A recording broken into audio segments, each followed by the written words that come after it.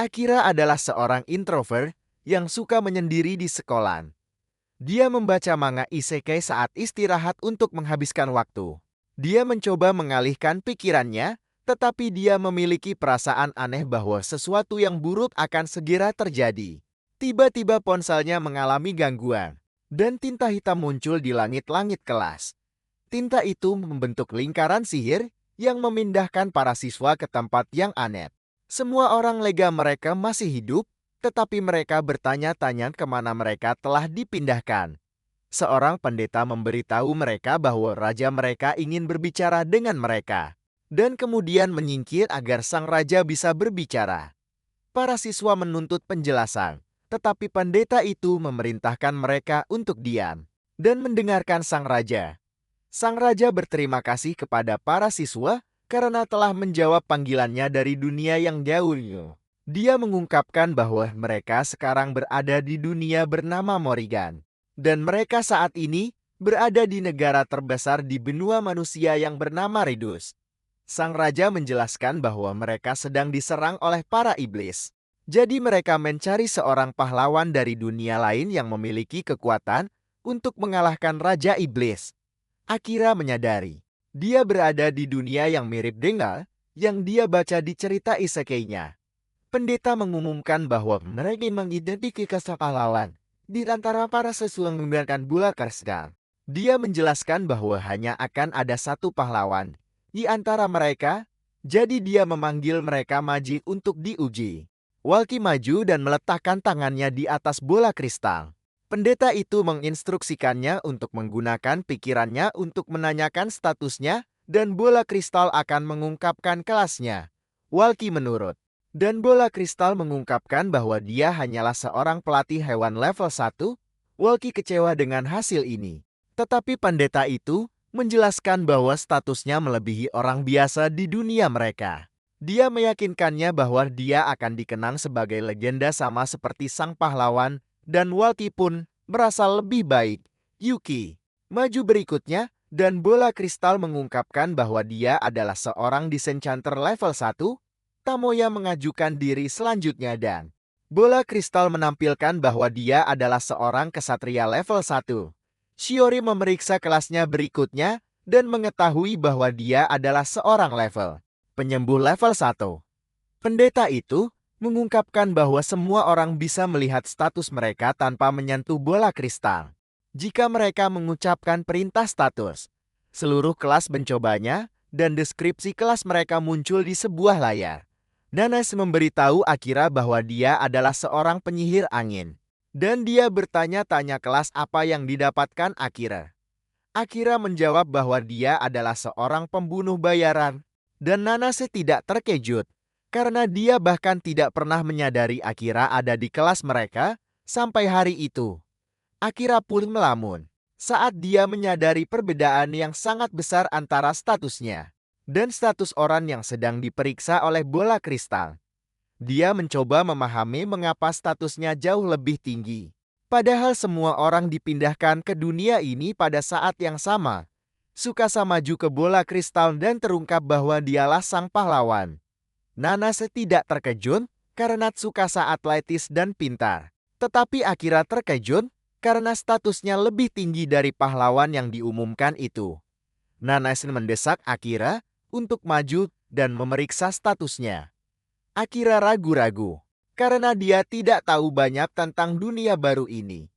Dia tidak ingin mengungkapkan statusnya yang sangat tinggi karena takut akan hal yang tidak diketahui.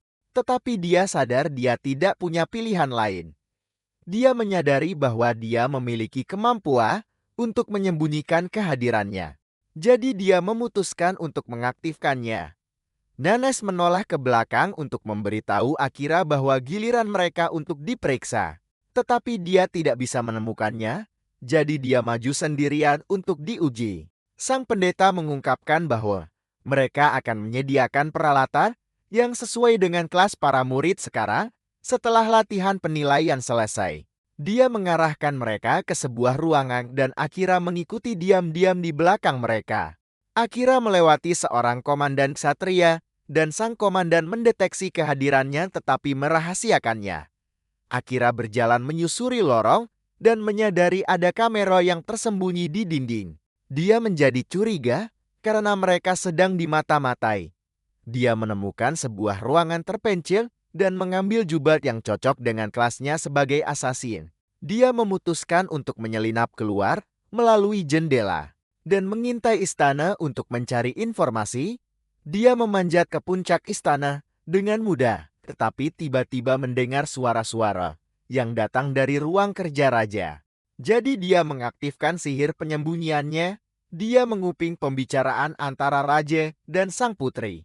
Raja senang karena rencana mereka berjalan dengan lancar. Dia mengingatkan penjaga untuk menjauhkan para murid dari arsip istana, agar mereka tidak mengetahui tentang rencana mereka. Penjaga itu memahami instruksi raja dan berjalan pergi.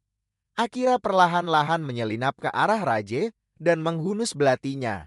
Dia berpikir untuk membunuh sang raja dan menghentikan rencana mereka, tetapi mengurungkan niatnya pada detik-detik terakhir dan kembali ke kamarnya. Keesokan harinya para murid disuguhi perjamuan. Akira bergerak di antara mereka dengan sihir penyembunyiannya yang aktif dan mencuri beberapa makanan untuk dimakan. Dia bertanya-tanya, apakah dia harus menonaktifkan sihirnya dan memberitahu sisi kelas Tenta apa yang disaksikannya tadi malam. Dia mencoba memikirkan cara untuk meyakinkan mereka bahwa dia mengatakan yang sebenarnya. Karena dia yakin mereka tidak akan mempercayainya. Sukasa tiba-tiba berdiri dan memberikan pidato yang hebat. Dia menyarankan semua orang untuk menggunakan kekuatan mereka untuk membantu orang-orang di dunia baru mereka karena mereka telah diberkati dengan kemampuan supernatural. Saat mereka diteleportasi ke sini, dia meminta mereka untuk membantunya agar mereka bisa mengalahkan Raja Iblis bersama-sama. Semua orang setuju untuk membantu Tsukasa dan Akira menyadari bahwa dialah satu-satunya yang tahu bahwa sang raja dan sang putri bukanlah sekutu mereka. Setelah sarapan, sisi kelas pergi ke tempat latihan dan Komandan Ksatria memperkenalkan dirinya sebagai Seran. Dia juga memperkenalkan Gil sebagai wakilnya. Dia memberitahu bahwa dia akan melatih mereka selama 1 bulan. Dan kemudian, mereka akan dibawa ke dunia untuk menguji kemampuan mereka. Sesi kelas berterima kasih padanya karena dengan murah hati menawarkan untuk melatih mereka. Sementara Akira memutuskan untuk terus menjelajahi istana untuk mencari lebih banyak info. Seron tiba-tiba menugaskan Gil untuk bertanggung jawab atas pelatihan para murid dan pergi untuk membuntuti Akira. Akira pergi ke air mancur di halaman istana, tetapi Seron tiba-tiba memanggilnya. Akira berasumsi bahwa sihir penyembunyiannya telah nonaktif setelah mencapai durasi maksimumnya. Tetapi Seron mengungkapkan bahwa sihir penyembunyiannya masih aktif. Dia menjelaskan bahwa dia memiliki mata khusus yang bisa merasakan suhu yang memungkinkannya untuk melihat menembus sihir penyembunyiannya. Akira menyadari bahwa dia dalam masalah besar dan bersiap untuk membunuh Seron jika diperlukan. Seron menepis kekhawatiran Akira dan meyakinkannya bahwa rahasianya tidak akan pernah sampai ke telinga raja atau sang putri. Akira terkejut karena dia mengira Seron setia kepada raja. Seron mengungkapkan bahwa situasinya lebih rumit dari itu. Dia duduk bersama Akira, dan Akira mengungkapkan bahwa dia sedang mencari arsip istana karena dia tidak tahu apa-apa tentang dunia baru ini. Seron bertanya-tanya apa level skill penyembunyiannya, dan Akira menjawab bahwa levelnya sudah maksimal. Namun, dia menunjukkan bahwa skillnya yang lain masih di level 1 dan dia tidak tahu bagaimana cara meningkatkannya. Seron mengungkapkan bahwa dia tidak akan menemukan jawabannya di arsip. Jadi dia menawarkan untuk mengajarinya apa yang perlu dia ketahui. Akira memutuskan untuk memberitahu Seron alasan sebenarnya dia mencari arsip. Dia mengungkapkan bahwa dia perlu menemukan cara untuk kembali ke dunianya karena dia memiliki keluarga yang menunggunya. Dia bertanya, apakah Seron punya solusi, tetapi Seron mengakui bahwa dia tidak bisa membantu Akira dengan permintaan itu. Dia menunjukkan bahwa Akira hanya akan menemukan cara untuk kembali. jika dia menjadi cukup kuat untuk mengalahkan siapapun yang mencoba menghentikannya. Dia menawarkan untuk melatihnya, tetapi Akira mengungkapkan bahwa dia tidak suka menerima bantuan secara gratis. Seran meminta cerita tentang dunia lamanya sebagai bayaran. Akira menerima tawarannya dan mereka mulai berlatih. Dan Seran memberi Akira lebih banyak informasi tentang dunianya. Dia mengungkapkan bahwa ada iblis, elf dan manusia buas ada di dunia ini, tetapi mereka tinggal di benua lain. Akira ragu bahwa latihan itu akan berguna, tetapi Seron menunjukkan bahwa dia hanya bisa meningkatkan skillnya dengan berlatih, sementara membunuh monster akan meningkatkan kelasnya. Beberapa minggu kemudian Jill dan Seran membahas kemajuan latihan mereka di ruang strategi mereka. Jill memarahi Sera karena menyerahkan sebagian besar latihan kepadanya dan hanya fokus pada Akira, tetapi Seron mengungkapkan bahwa dia tidak bisa menahannya. Karena cerita-cerita tentang dunia Akira sangat menarik, dia mengingatkan Jill bahwa pahlawan pertama juga berasal dari dunia Akira. Dia juga menunjukkan bahwa skill penyembunyian Akira sudah mencapai level maksimal dan kamera tidak bisa menangkapnya. Jill terkejut mendengarnya karena hanya pahlawan pertama yang memiliki skill level maksimal. Saat dia pertama kali tiba, Akira tiba-tiba mengetuk pintu, jadi Jill pergi agar mereka bisa berbicara secara pribadi. Akira memberikan sebuah buku kepada Serang dan mengungkapkan bahwa dia menyelinap ke arsip untuk mencari lebih banyak informasi. Ketika dia menemukannya, Seran mengungkapkan bahwa buku itu tentang kudeta. Dia mengakui bahwa dia yang menulis buku itu dan menyamarkannya sebagai buku resep di arsip, tetapi dia tahu Akira pada akhirnya akan menemukannya. Dia menjelaskan bahwa raja mereka sudah rusak, dan dia akan melakukan apa saja untuk mengubah aturan dunia mereka saat ini.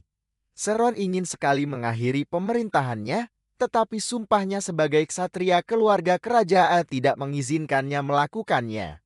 Akira menyadari dia berada di posisi terbaik untuk melakukan kudeta. Karena dia tidak punya ikatan dengan dunia baru ini, dia mengaku bahwa dia menyelinap ke ruang kerja raja pada malam pertama dia tiba dan mencoba membunuhnya setelah dia mendengar rencana mereka. Tetapi dia tidak bisa melakukannya. Siran memuji Akira karena membuat pilihan yang tepat. Dia menunjukkan bahwa pembunuhan adalah beban yang sangat besar untuk ditanggung. Meskipun dia mengakui bahwa Akira adalah seorang pembunuh, dia menunjukkan bahwa dia seharusnya tidak menjadikan pembunuhan sebagai tugas. Dia menasihatinya untuk menghindari membunuh siapapun jika dia ingin kembali ke dunianya. Sebagai anak laki-laki lugu yang sama saat meninggalkannya, Akira mengakui bahwa ibu dan saudara perempuannya akan kecewa jika dia pulang sebagai pembunuh.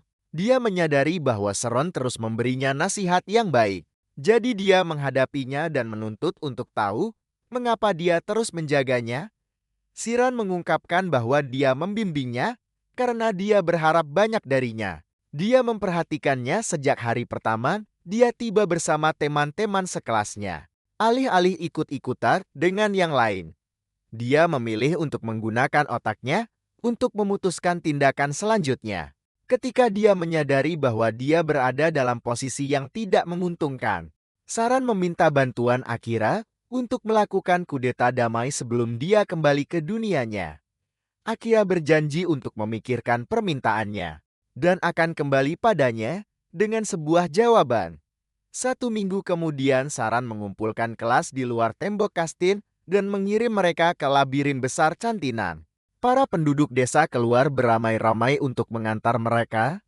Akira berjalan di belakang teman-teman sekelasnya. Tapi dia melihat orang yang mencurigakan menatap tajam ke arah mereka dari sebuah gang. Dia menghadapinya dan bertanya-tanya mengapa dia menatap mereka dengan sinis. Dia menjelaskan bahwa mereka tidak pantas diperlakukan sebagai pahlawan, karena desa telah banyak berkorban untuk memanggil mereka ke dunia mereka. Akira tidak tahu apa yang dia bicarakan. Orang asing itu pergi, tetapi dia memintanya untuk datang mencarinya ketika dia tahu apa maksudnya. Akira kembali ke rombongan ekspedisi, dan mereka memasuki dunia. Mereka menjelajahi dunia tetapi mereka kewalahan oleh jebakan dan monster. Akira menyarankan untuk mundur. Dan Seran setuju dengannya. Dia mengaktifkan skillnya dan menggunakan satu serangga untuk memusnahkan monster itu. Dia memberi isyarat kepada semua orang untuk lari ke pintu keluar lantai, tetapi ketika mereka melakukannya, mereka menemukan segerombolan monster menunggu mereka. Dia teringat bom asap yang diberikan sang putri kepadanya sebelum mereka pergi. Karena itu akan membantunya keluar dari situasi sulit. Dia mengeluarkan bom itu dan melemparkannya ke arah para monster. Tapi itu justru memanggil seekor Minotaur. Akira terkejut karena Minotaur seharusnya tidak berada di lantai atas. Dia pun tersadar. Dari keterkejutannya dan melawan Minotaur itu, dia melompat ke belakangnya dan mencoba menusuknya dengan belati, tapi belati itu patah. Saat bersentuhan, Akira kembali ke teman-teman sekelasnya. Tsukasa mencoba membantu Akira, tapi Akira memintanya untuk mundur karena lengannya patah. Tsukasa mengatakan bahwa dia tidak bisa hanya diam dan menonton karena dia adalah pahlawan yang ditunjuk yang seharusnya melindungi kelas. Akira menunjukkan bahwa mereka bisa menjaga diri mereka sendiri karena mereka telah berlatih keras selama berminggu-minggu, jadi dia bisa menyimpan kekuatannya untuk melindungi orang-orang di dunia ini. Akira menyadari bahwa Tsukasa sangat khawatir karena dia telah dikutuk. Jadi dia meminta Yukie untuk menghilangkan kutukan itu, sehingga dia kembali untuk melawan Minotaur bersama Seran. Dia memberitahu Seran bahwa dia terpaksa menggunakan teknik rahasianya. Demi kelangsungan hidup mereka, Seran memutuskan untuk memberikan celah. Jadi dia meminta Akira menunggu sinyalnya. Dia melepaskan kilatan petir untuk menahannya, lalu menutup lubang untuk memenggal kepalanya. Akira mulai kehilangan kendali atas tentakel bayangannya, dan teman-teman sekelasnya mundur ketakutan. Seran menghampiri Akira dan menasihatinya untuk tenang dan menjaga kepala tetap dingin. Akira berhenti panik, dan dia mendapatkan kembali kendali atas tentakel bayangannya. Dia menarik tentakel itu kembali ke dalam lubang dan menutupnya. Seran memperhatikan itu dan menunjukkan bahwa sang pahlawan sudah memiliki pedang sucinya, jadi dia tidak membutuhkannya. Dia juga menunjukkan bahwa raja akan tahu jika sang pahlawan membawa-bawa pedang itu. Akira tidak mengerti kenapa itu menjadi masalah. Jadi Seran mengaku bahwa dia mencurinya dari gudang senjata. Akira memutuskan untuk berhenti bertanya dan menerima pedang itu. Seran lalu membahas saat Akira mengungkapkan dirinya kepada sang putri untuk menghancurkan kristal. Dia memperingatkan Akira untuk menjauh dari istana karena sang putri akan memerintahkan pencarian. Karena dia tidak tahu apa-apa tentang Akira. Tidak seperti pahlawan lainnya. Akira terkejut karena Seran memberinya nasihat, bukannya memarahinya karena telah mengungkapkan identitasnya. Seran mengerti bahwa Akira membuat kesalahan itu karena kurang pengalaman sebagai anak muda. Dia menganggapnya bukan masalah besar karena sudah menjadi tugasnya sebagai orang dewasa untuk memperbaiki kesalahan itu. Akira sangat terkesan dengan kebijaksanaan Seran, sehingga dia berharap orang dewasa di dunia asalnya lebih sepertinya. Seran mengatakan bahwa Akira bisa mengajaknya ikut saat kembali ke dunianya, jika Akira benar-benar sangat menghormatinya. Akira pergi ke hutan untuk bermalam dan terbangun oleh suara berising di pagi hari. Dia bergegas ke lokasi itu dan menemukan Tsukasa sedang berkumpul dengan teman-teman sekelasnya dan beberapa ksatria. Dia lega karena kutukan Tsukasa telah hilang, tapi dia memperhatikan wajah murungnya. Jadi dia bertanya-tanya apa yang sedang terjadi. Tsukasa mengungkapkan ada sesuatu di tengah kerumunan. Dia menerobos ke tengah dan melihat sebuah belati tertancap di dada mayat itu. Dia bertanya-tanya apa yang terjadi, tapi para pahlawan menyuruhnya berhenti bersandiwara, karena dialah yang bertanggung jawab atas kematian itu. Akira bingung apa yang mereka bicarakan, sampai dia sadar bahwa itu adalah belatinya yang menancap di dada Seran. Akira mencoba mengingatkan mereka bahwa belatinya menghilang selama pertarungan mereka melawan Minotaur. Tapi mereka tidak percaya karena Akira sering menghilang. Secara mencurigakan, Mereka pun menjebak Akira untuk memastikan dia tidak kembali. Untuk mengganggu rencana mereka keesokan harinya, Akira teringat percakapannya dengan Seran. Soran menjelaskan bahwa tempat terbaik untuk bersembunyi saat dalam pelarian adalah di dalam Dungeon. Tetapi dia menasihatinya untuk merencanakannya dengan baik karena persediaan airnya terbatas. Akira pergi ke sebuah Dungeon dan terus mengingat percakapan itu. Soran juga menjelaskan bahwa cara terbaik untuk menaikkan level skillnya adalah dengan menjelajahi dunia, karena dia akan menghadapi monster yang lebih kuat semakin dalam dia pergi. Akira bertanya-tanya mengapa tidak ada orang lain yang masuk begitu dalam ke dunia. Dan Seran menyuruhnya menyamarkan aromanya, jejak panas dan jejak kakinya untuk menghindari deteksi. Akira menyadari dia punya banyak pekerjaan yang harus dilakukan, jadi dia mulai menjelajahi dunia. Dia membersihkan setiap lantai dan terus masuk lebih dalam untuk bertemu monster yang lebih kuat. Nasihat Seran terus terngiang di kepalanya. Saat itu Seran meyakinkannya bahwa pelatihannya akan sepada karena dia akan membuka skill baru. Begitu dia mencapai level 100, Akira tertarik dengan gagasan mendapatkan skill baru. Jadi Seran memerintahkannya untuk menjelajahi labirin Kantonin. Akira melewati lantai-lantai dengan mudah dan tiba di lantai ke-50.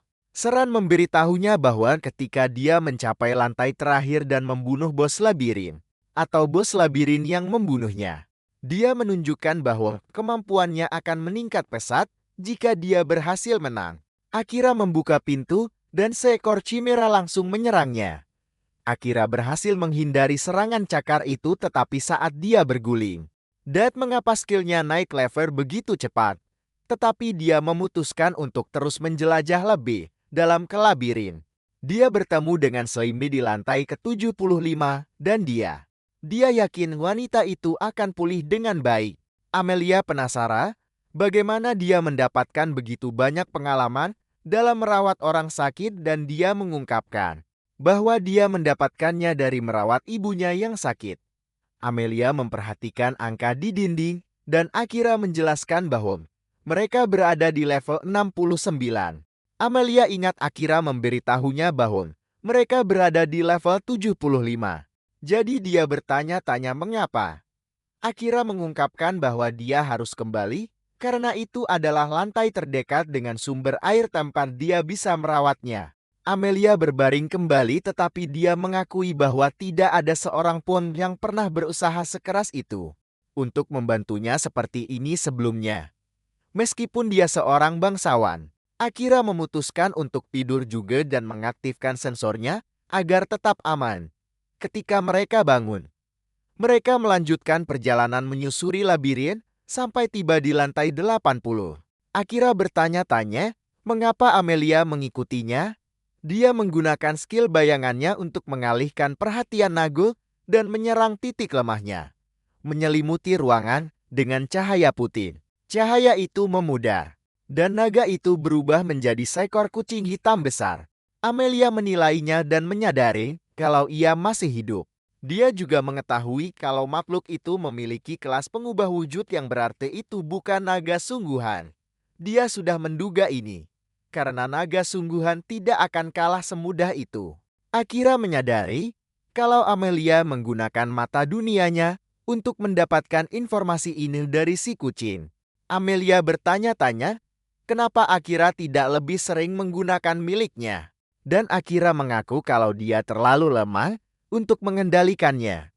Akira berspekulasi, dia harus menaikkan levelnya lebih tinggi sebelum bisa mengendalikannya. Amelia menyarankannya untuk lebih sering menggunakannya, meskipun dia tidak bisa mengendalikannya. Agar dia bisa terbiasa dengannya, si kucing sadar kembali dan mengungkapkan kekecewaannya. Karena ia dikalahkan oleh sekelompok anak-anak tanpa pengalaman berpetualang. Akira terkejut karena kucing itu bisa bicara. Kucing itu mengungkapkan kalau ia adalah hewan cerdas yang diciptakan oleh Raja Iblis.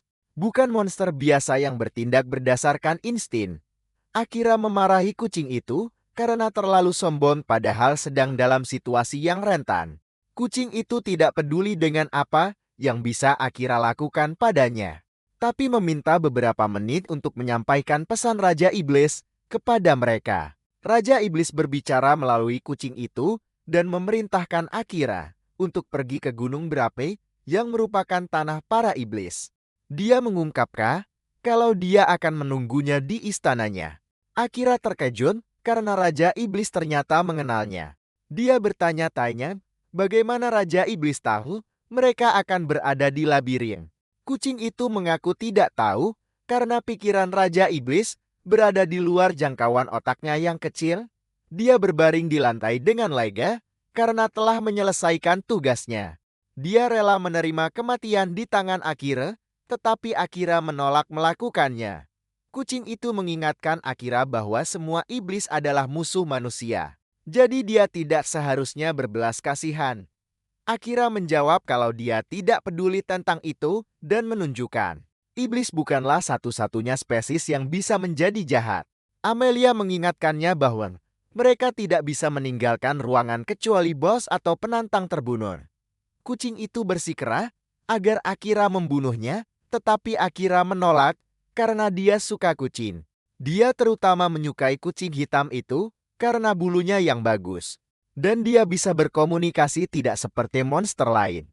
Kucing itu mengira Akira sedang mengejeknya dan mencoba membuatnya berhenti. Tetapi Akira tetap pada pendiriannya. Dia yakin ada jalan keluar lain dan Amelia tiba-tiba mendapat ide. Dia menunjukkan bahwa jika Akira menjadikan kucing hitam itu familiar miliknya, maka ia tidak akan lagi menjadi bos labirin. Kucing itu menunjukkan bahwa hal itu tidak praktis karena ritual untuk fakta tersebut membutuhkan pengendalian mana yang luar biasa. Dia meremehkan Akira karena dia pikir Akira tidak cukup berpengalaman untuk menguasai pengendalian mana seperti itu. Amelia yakin Akira bisa melakukannya karena dia sudah pernah menipu kucing itu sekali dengan pengendalian mana lingkungannya. Akira bertanya-tanya apa yang akan terjadi jika dia gagal. Dan si kucing menjawab bahwa mereka berdua bisa mati. Akira memutuskan untuk mengambil risiko itu, tetapi Amelia mengungkapkan kekhawatirannya karena Akira mungkin membuang nyawanya dengan begitu mudah. Akira bersikeras bahwa dia telah membuat keputusannya. Si kucing menerima keputusan Akira karena dia tidak peduli apakah dia hidup atau mati. Akira kesal karena si kucing tidak peduli untuk tetap hidup. Dan si kucing menunjukkan bahwa dia tahu dia tidak akan berguna bahkan jika tetap hidup. Akira menanyakan prosedur ritualnya dan Amelia menyuruhnya untuk memulai dengan memberi nama pada si kucing. Akira meletakkan tangannya di atas si kucing dan menamainya Kneya karena bulunya yang hitam dan indah. Amelia menyuruhnya untuk meletakkan tangannya di cakar Kneya dan menyalurkan mana miliknya ke dalam dirinya. Dia memperingatkannya untuk berhati-hati karena dia tidak akan mendapatkan kesempatan lain jika gagal. Akira meyakinkannya bahwa dia tidak akan mati. Dia mengikuti instruksinya dan meletakkan tangannya di atas Kneya. Rohnya berpindah ke dalam pikiran Kneya dan dia mendapati dirinya jatuh ke sebuah kota yang dilalap api. Dia melihat Kneya mengamuk di kota itu dan memanggilnya untuk menghentikan amukannya. Kneya berbalik ke arahnya dan menembakkan bola api padanya. Akira menahan sebagian besar kerusakan, tetapi bahunya terluka. Dia mendarat di atap seberang Kneya dan kembali berdiri. Kneya memerintahkannya untuk menghunus pedangnya dan membunuhnya karena tidak ada cara lain untuk keluar dari pikirannya.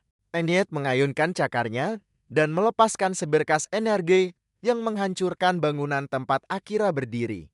Akira melompat ke udara untuk menghindari jatuh bersama bangunan itu, tetapi Kneya memukulnya dengan cakar terbukanya. Tubuh Akira di dunia nyata mencerminkan luka-lukanya. Serangan Kneya meninggalkan bekas di telinganya.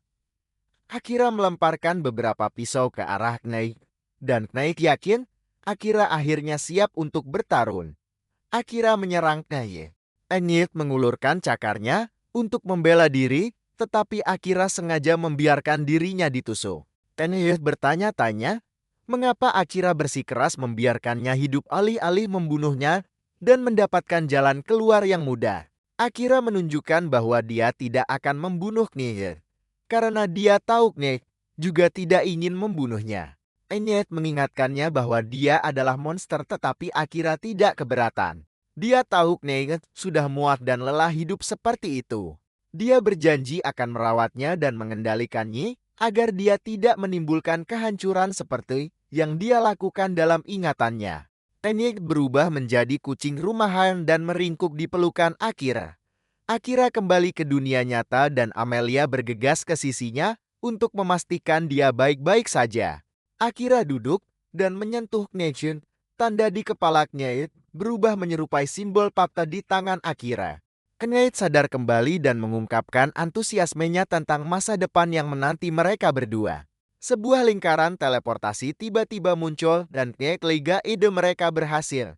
Akira ingin segera pergi tetapi tahu Knight belum bisa bergerak, jadi dia bingung harus berbuat apa. Teknik mengungkapkan bahwa lingkaran itu tidak akan hilang sampai digunakan. Jadi dia meminta beberapa menit untuk beristirahat dan memulihkan diri. Amelia menyarankan mereka menggunakan waktu itu untuk saling mengenal. Knight setuju begitu cepat sehingga Akira menggodanya karena begitu ramah, padahal beberapa detik yang lalu dia jual mahal. Sementara itu, para pahlawan lainnya tiba di Yamato. Tsukasa terkejut karena dia tidak pernah menyangka rumor tentang keberadaan kota itu benar adanya. Yuki sangat ingin menjelajahi kota itu karena dia sudah jatuh cinta padanya. Mereka mendapatkan penginapan dan berganti dengan pakaian yang bersih. Para gadis bergabung dengan para laki-laki di meja makan dan mereka mulai makan siang. Setelah makan siang, Tsukasa menyarankan agar mereka membahas kemajuan misi mereka. Dia menunjukkan bahwa dana mereka menipis jadi mereka harus segera mencari pekerjaan. Rentaro menyarankan mereka bisa bekerja sebagai petualang. Dia yakin ada guild di dekat sini tempat mereka bisa mendaftar karena mereka berpapasan dengan beberapa petualang dalam perjalanan. Tsukasa puas dengan sarannya. Dia mengangkat poin diskusi lainnya. Mereka membutuhkan informasi karena mereka tidak tahu banyak tentang dunia baru ini. Rentaro menyarankan agar mereka berbicara dengan sebanyak mungkin orang dan membaca buku apapun yang mereka temukan tentang dunia ini. Waki ragu, mereka akan menemukan buku yang menjelaskan bagaimana mereka bisa kembali ke dunia sebelumnya. Tsukasa mengungkapkan kesempatan terbaik mereka untuk kembali ke dunia mereka adalah dengan mengalahkan Raja Iblis. Sama seperti yang diperintahkan Raja. Yosuke bertanya-tanya mengapa dia begitu yakin, dan Tsukasa mengungkapkan bahwa mereka dapat bernegosiasi dengan Raja dan Putri. Sebagai pahlawan, jika mereka memenuhi kewajiban mereka, dia menyimpulkan mereka akan berangkat untuk mencari Raja Iblis setelah mereka mengumpulkan cukup uang. Tetapi Kyosuke tidak setuju dengan rencananya. Dia menyarankan mereka harus bertemu dengan Akira, karena dia jauh lebih kuat dari mereka semua. Kyosuke yakin Akira akan menemukan mereka dan membantu mereka mengalahkan Raja Iblis karena mereka tidak akan bisa melakukannya sendiri. Rentaro setuju dengan Kyosuke tetapi Waki mengingatkan mereka bahwa Akira adalah tersangka utama dalam pembunuhan Komandan Seran. Kyosuke menepis kecurigaannya karena mereka telah ditipu oleh kutukan sang putri.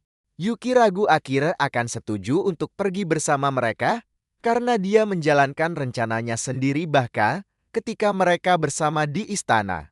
Shiori meminta Tsukasa untuk memutuskan karena dia adalah pemimpin parti mereka. Dia berpikir sejenak dan setuju dengan Yuki. Tsukasa yakin Akira tidak akan bekerja sama dengannya karena dia bahkan tidak mengenalinya meskipun telah menjadi teman sekelasnya sejak taman kanak-kanak. Kyosuke setuju bahwa Akira adalah seorang penyendiri yang tidak suka kerja sama tim. Tsukasa mengungkapkan bahwa mereka harus mempercayai koordinasi mereka untuk mengalahkan Raja Iblis. Karena dia satu-satunya yang memiliki pedang suci yang bisa mengalahkannya. Dia tahu mereka akan menahan Akira jika mereka memilih untuk bekerja sama dengannya, tetapi dia ingin menjadi cukup kuat untuk mewujudkannya. Dia menyimpulkan mereka akan menunggu Akira di Yamato selama ada monster di area itu yang bisa mereka gunakan untuk mengasah kemampuan mereka. Semua orang setuju dengan rencananya. dan dia memerintahkan mereka untuk mulai bekerja. Kembali ke Gua Amelie, menceritakan apa yang terjadi padanya sebelum dia bertemu Akira. Dia mengungkapkan bagaimana dia diusir dari tanah airnya dan berhasil melarikan diri dari para pemburu elf yang ingin membunuhnya. Dia jatuh ke laut dan ditelan oleh slime besar ketika dia terdampar di pantai. Saat berikutnya dia membuka matanya, dia bertemu Akira. Kenige terkejut karena dia ditelan oleh slime, sebab slime biasanya tidak menelan elf. Dia bahkan lebih terkejut lagi karena Amelia selamat setelah dicerna. Amelia mengungkapkan bahwa dia berterima kasih kepada slime itu karena dia tidak akan pernah bertemu Akira jika tidak ditelan. Akira bersikeras agar Amelia kembali ke kampung halamannya dan menyelesaikan masalah dengan kaumnya. Tetapi Amelia mengungkapkan bahwa dia tidak lagi memiliki rumah. Akira yakin Amelia bisa bicara dengan saudarinya, tetapi Amelia bersikeras bahwa keadaan tidak akan membaik. Akira mengerti alasannya karena dia juga memiliki seorang adik perempuan sepertinya. Akira teringat saat dia membelikan adiknya ponsel baru karena layar ponsel lamanya retak. Yuri memarahinya karena mengambil pekerjaan tambahan dan kurang tidur. Hanya untuk memberinya hadiah yang tidak dia minta. Ibu mereka masuk di tengah percakapan mereka dan keduanya pun terkejut. Karena seharusnya ibu mereka tidak banyak bergerak. Sang ibu meyakinkan mereka bahwa dia baik-baik saja. Ibu mereka menjelaskan kepada Yuri bahwa Akira membelikannya ponsel karena dia sangat menyayanginya dan memikirkan keadaannya.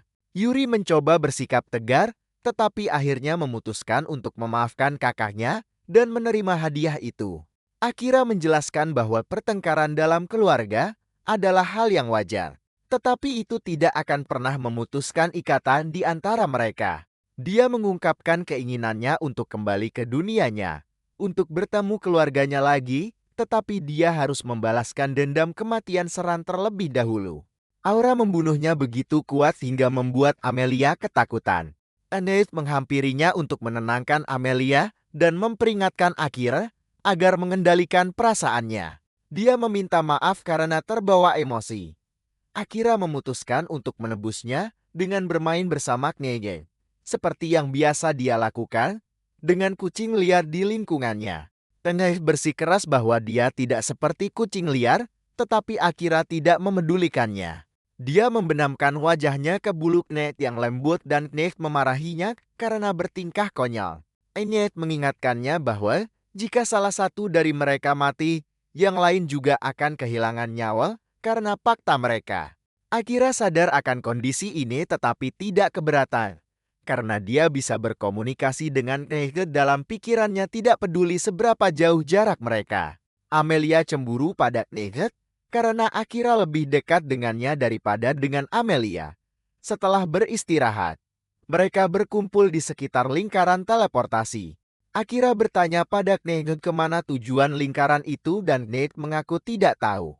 Dia menunjukkan bahwa hanya beberapa iblis yang dapat membuat dan mengoperasikan lingkaran sihir. Akira membuat catatan dalam benaknya untuk meminta para iblis membuatkannya lingkaran teleportasi pribadi setelah dia mengalahkan Raja Iblis. Amelia mengungkapkan bahwa dia pernah mendengar lingkaran teleportasi biru akan membawa penggunanya kemanapun yang mereka inginkan. Tetapi jika digunakan oleh banyak orang, lingkaran itu hanya akan merespons keinginan satu pengguna. Akira tidak menyukai syarat itu, karena mereka tidak akan tahu pasti tujuan mereka jika menggunakannya bersama-sama. Amelia mengungkapkan bahwa dia tidak peduli akan berakhir di mana, asalkan dia tetap bersama Akira. Akira diyakinkan oleh jawabannya, jadi mereka semua melangkah ke dalam lingkaran itu. Dia sempat berpikir untuk menggunakan lingkaran itu untuk pulang, tetapi menepis gagasan itu karena tidak ingin kembali dalam kondisinya yang sekarang. Mereka diteleportasi ke benua pertama yang merupakan tanah para elf. Akira senang dengan jarak yang berhasil mereka tampun. Tapi Amelia mengalami serangan panik karena dia tidak mau kembali secepat ini. Seorang pemburu tiba-tiba menembakkan panah ke arahnya dari hutan. Tapi Akira bereaksi cukup cepat untuk mendorongnya menyingkir. Pemburu itu menembakkan panah lagi.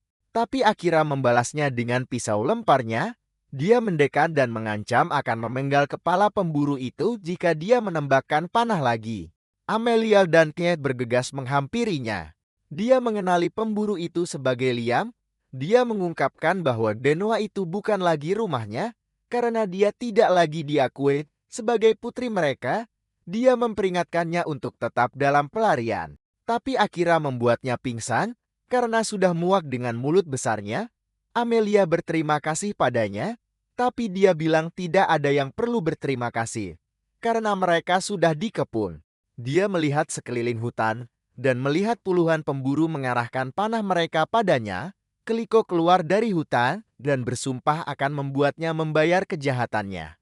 Dia tidak akan membiarkannya kabur hidup-hidup seperti terakhir kali. Akira menyadari dia salah tentang keluarga. Karena perseteruan antara kakak beradik itu jauh lebih serius dari yang pernah dia bayangkan. Amelia sang putri elf memutuskan untuk berjalan-jalan sendirian, tapi para pengawalnya bersikeras untuk menemaninya karena mereka tidak bisa mempertaruhkan keselamatannya saat raja pergi. Di dekat sana, para pengawal elf terlihat melawan Kilika, yang dengan cepat mengalahkan mereka dan melucuti senjata mereka. Amelia menyaksikannya dengan penuh kekaguman, memperhatikan bagaimana Kilika terus meningkat setiap harinya. Pengawal kerajaan mengingatkan Amelia bahwa meskipun Kilika sangat hebat, Amelia suatu hari nanti akan memimpin bangsa mereka. Kemudian Liam Gladius menemui Amelia untuk mengakhiri pertunangan mereka. Amelia menjelaskan bahwa perjodohan itu adalah keputusan ayahnya, bukan keputusannya. Sekitar waktu itu Kilika datang, mengungkapkan bahwa Liam ingin membatalkan pertunangan itu karena Amelia adalah anak pembawa kutukan. Tak lama setelah itu para elf berbalik melawan Amelia dengan Kilika memimpin mereka saat mereka mengarahkan senjata padanya. Di masa sekarang Amelia memberitahu Kilika bahwa dia akan segera pergi, tapi Kilika menolak, mengklaim dia tidak bisa membiarkan anak pembawa kutukan itu bebas. Akira turun tangan, menegur Kilika karena nada bicaranya. Kilika dengan marah menuntut untuk tahu siapa dia dan Akira memperkenalkan dirinya sebagai seorang pembunuh bayaran yang baru-baru ini berteman dengan Amelia. Para pemanah elf mengarahkan panah mereka pada mereka berdua. Melihat Liam yang tidak sadarkan diri di dekatnya, Kilika menuduh Amelia menambahkan kejahatan lain pada namanya. Akira menentang tuduhan Kilika, bertanya apa yang sebenarnya telah dilakukan Amelia. Kilika menunjukkan tangannya yang beracun, mengklaim ramuan penyembuh yang diberikan Amelia padanya telah dicampur dengan racun, dan mengingatkan semua orang bahwa melukai seorang bangsawan itu dilarang. Amelia mencoba menjelaskan dirinya, tetapi Kilika mendekati Akira. Matanya bersinar saat dia mengaktifkan kemampuan hipnotisnya. Amelia memperingatkannya untuk tidak melihat, tetapi Kilika menyeringai, menyatakan bahwa semuanya sudah terlambat dan bahwa Akira sekarang berada di bawah pengaruhnya. Amelia menghadapinya, memintanya untuk membatalkan kemampuan itu dan meminta maaf kepada Akira, mengatakan hanya dia yang berhak mengendalikan tindakan dan emosinya sendiri. Dengan tekad dia memberitahu Kilika bahwa merampas kehendak seseorang itu sudah melewati batas. Kilika terkejut, menyadari bahwa Amelia belum pernah berbicara begitu tegas padanya sebelumnya.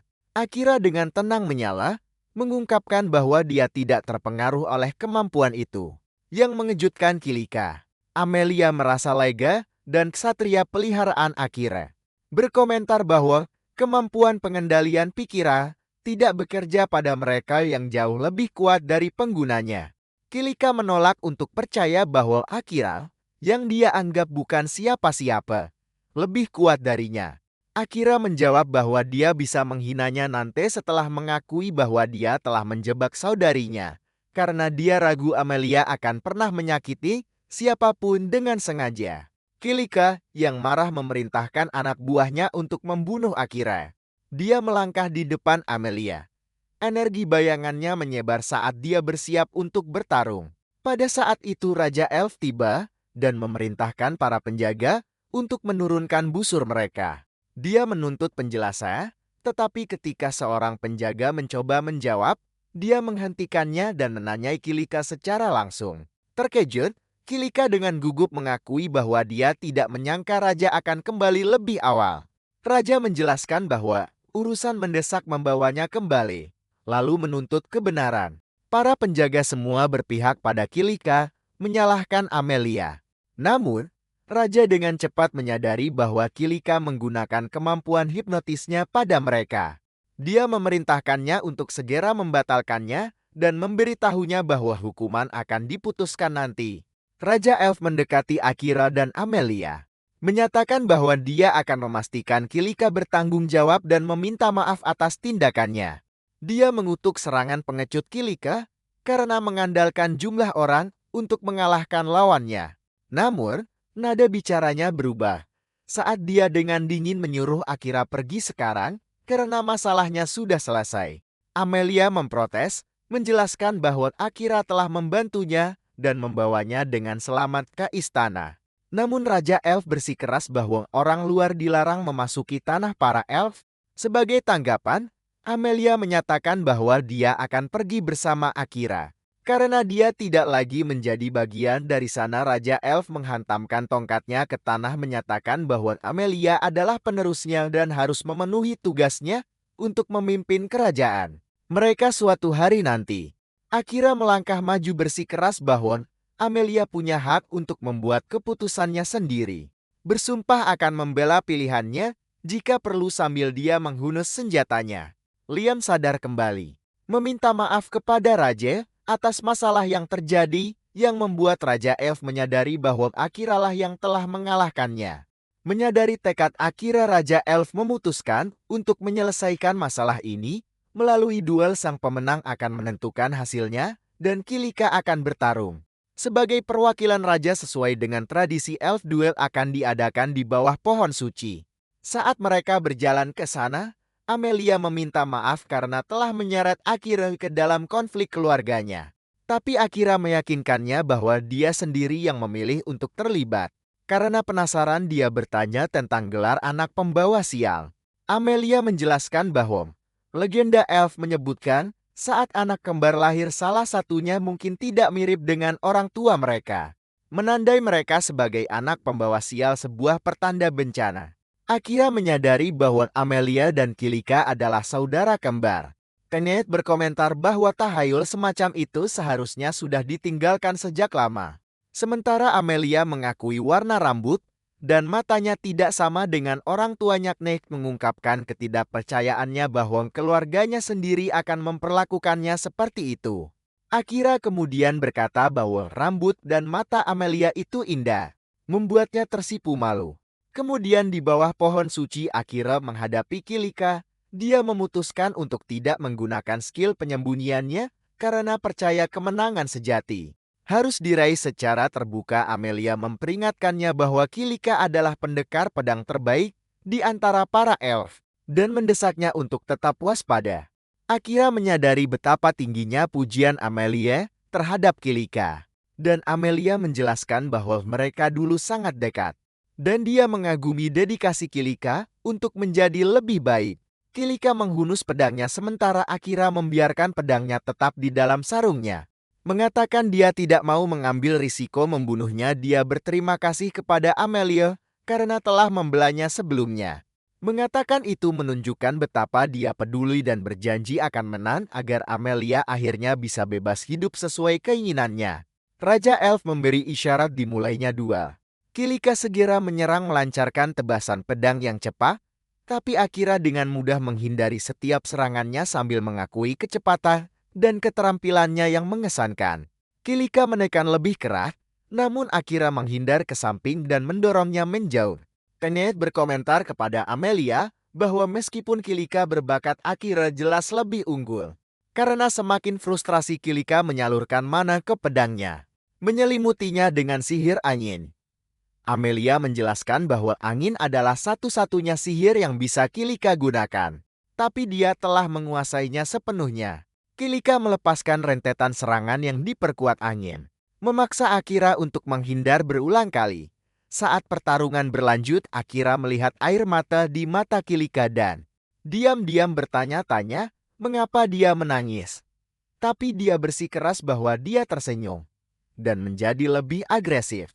Saat dia menyerang lagi, Akira menghindar dan menyapu kakinya, menyebabkannya tersandung. Sebelum dia bisa pulih, Akira muncul di belakangnya, meletakkan pedangnya di bahunya, mendesaknya untuk menyerang dan berdamai dengan Amelia. Mengingatkannya bahwa Amelia masih sangat peduli padanya. Kilika menolak, penuh dengan kepahitan, mengklaim dia tidak akan pernah memaafkan saudara perempuan yang mengambil segalanya darinya. Dia kemudian melepaskan gelombang sihir angin dahsyat lainnya. Serangannya menjadi semakin liar dan tidak terkendali. Melihat bahaya bagi para penonton, Akira memanggil Kai, memintanya untuk melindungi Amelia saat badai sihir mengamuk di sekitar mereka. Kilika, yang diliputi oleh kepahitan, menyatakan bahwa dia tidak punya apa-apa lagi karena saudara perempuannya yang berbakat telah mengambil segalanya darinya. Hal ini memicu kenangan dari masa kecil mereka. Dalam kilas balik, Amelia muda menatap bayangannya, bertanya-tanya mengapa dia terlihat berbeda sementara Kilika mengagumi rambut indah kakaknya.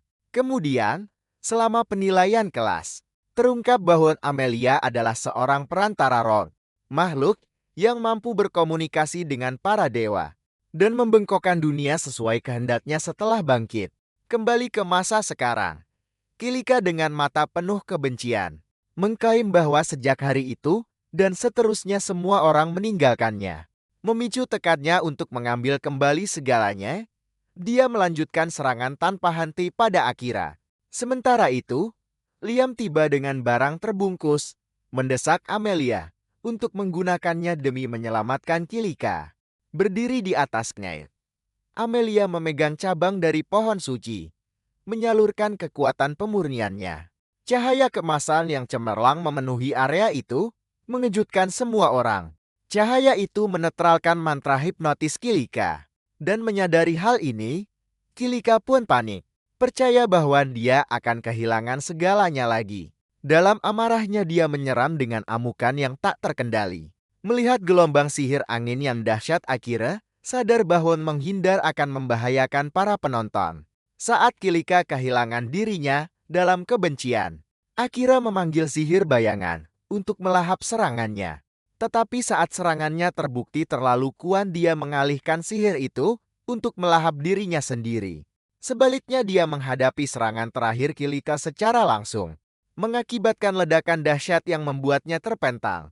Setelah bentrokan itu, Akira berkomentar bahwa Kilika terus mengklaim tidak ada yang memperhatikannya.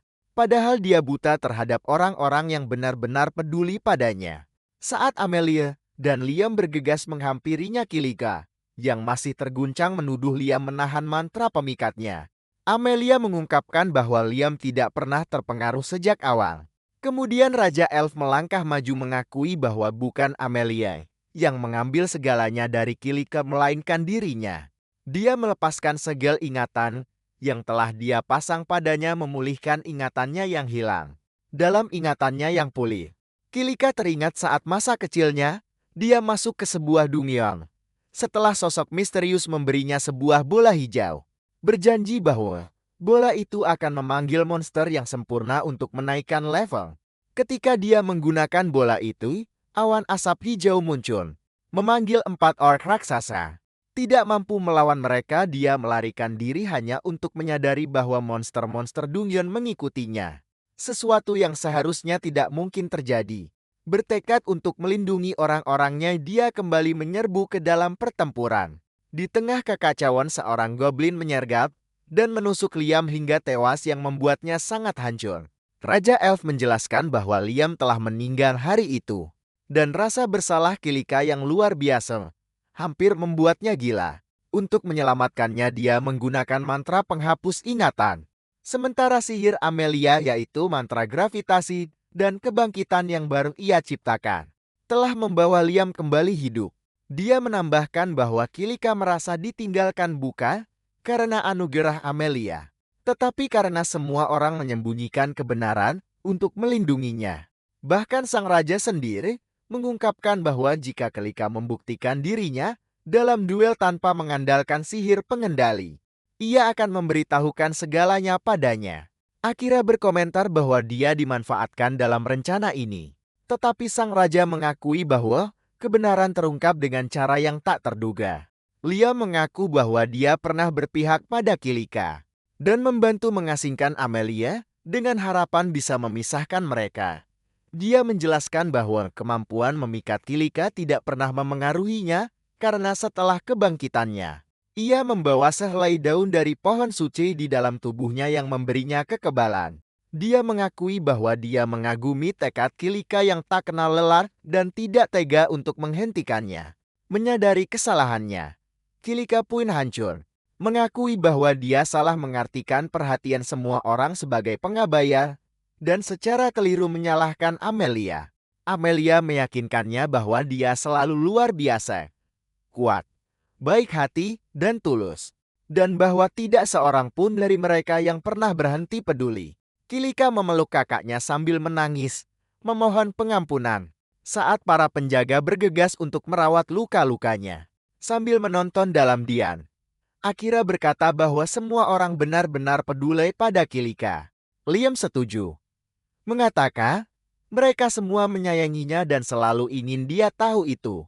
Untuk merayakan akhir konflik, Raja Elf mengadakan pesta untuk menghormati Akira karena memenangkan duel. Dia memberikan kebebasan pada Amelia dan bertanya kemana mereka berencana pergi selanjutnya. Akira menjawab bahwa mereka akan memulai perjalanan di benua ras buas, di mana dia berharap menemukan pengrajin terampil dan senjata yang lebih kuat. Kemudian di dekat air terjun, Amelia dengan malu-malu meminta Akira untuk memanggil namanya saja, bukan dengan sebutan formal. Saat dia melakukannya, Amelia tersipu dan memintanya lagi hanya untuk mendengarnya. Dengan gembira dia mengatakan akan mengikutinya kemanapun dia pergi. Bersumpah mereka akan selalu bersama. Menyaksikan dari atas, Nick mengerang dari dahan pohon. Merasa adegan itu manis dan memalukan. Sementara itu, di atas kapal layar, Sato meminta maaf kepada Asahina karena pergi tanpa menunggu Akira. Asahina meyakinkannya bahwa tidak apa-apa, mengatakan dia sudah berdamai dengan itu dan bahwa mereka sudah tidak lagi berburu monster di Yamato. Sambil cemburu, dia menambahkan bahwa tujuan mereka berikutnya juga benua ras buas, membuat jalan mereka kemungkinan besar akan bertemu lagi di depan. Putri Amelia dan Akira mengucapkan selamat tinggal kepada keluarga Amelia saat Putri Kilika memberitahu Amelia bahwa dia selalu diterima untuk kembali ke kerajaannya. Ayah Amelia mengatur tentaranya untuk mengantar mereka ke pelabuhan. Kilika dan Liam juga ingin menemani mereka karena sang raja tidak bisa melakukannya. Tetapi Akira secara tak terduga menolak permintaan mereka untuk mengantar. Saat mereka meninggalkan kerajaan Amelia, Akira memperhatikan perilaku diam nega di sekitar ayah Amelia dan bertanya-tanya tentang hal itu. Nick menjelaskan bahwa sangat sedikit manusia yang memperlakukan monster dan iblis dengan baik, dan dia berhati-hati agar tidak menimbulkan masalah bagi Akira dengan mengungkapkan wujud aslinya. Akira mengingatkannya bahwa menjadi terlalu patuh juga bisa membuat Raja Iblis tidak senang, yang pastinya sedang mengawasinya. Nick setuju, mengakui bahwa mata dan telinganya tetap terhubung dengan Raja Iblis. Meskipun dia tidak bisa mengendalikan tindakannya, dia meyakinkan Akira bahwa dia tidak berniat mengkhianatinya. Mendengar ini, Putri Amelia berasumsi Raja Iblis mungkin tertarik untuk menjalin hubungan dengan Akira. Setelah menyaksikan kekuatannya dalam pertarungan sebelumnya, Nick setuju, mengatakan bahwa keahlian Akira dengan sihir bayangan pasti telah menarik perhatian Raja Iblis. Terutama karena tidak ada orang lain yang bisa menggunakannya seperti dia atau menyelimuti diri mereka di dalamnya.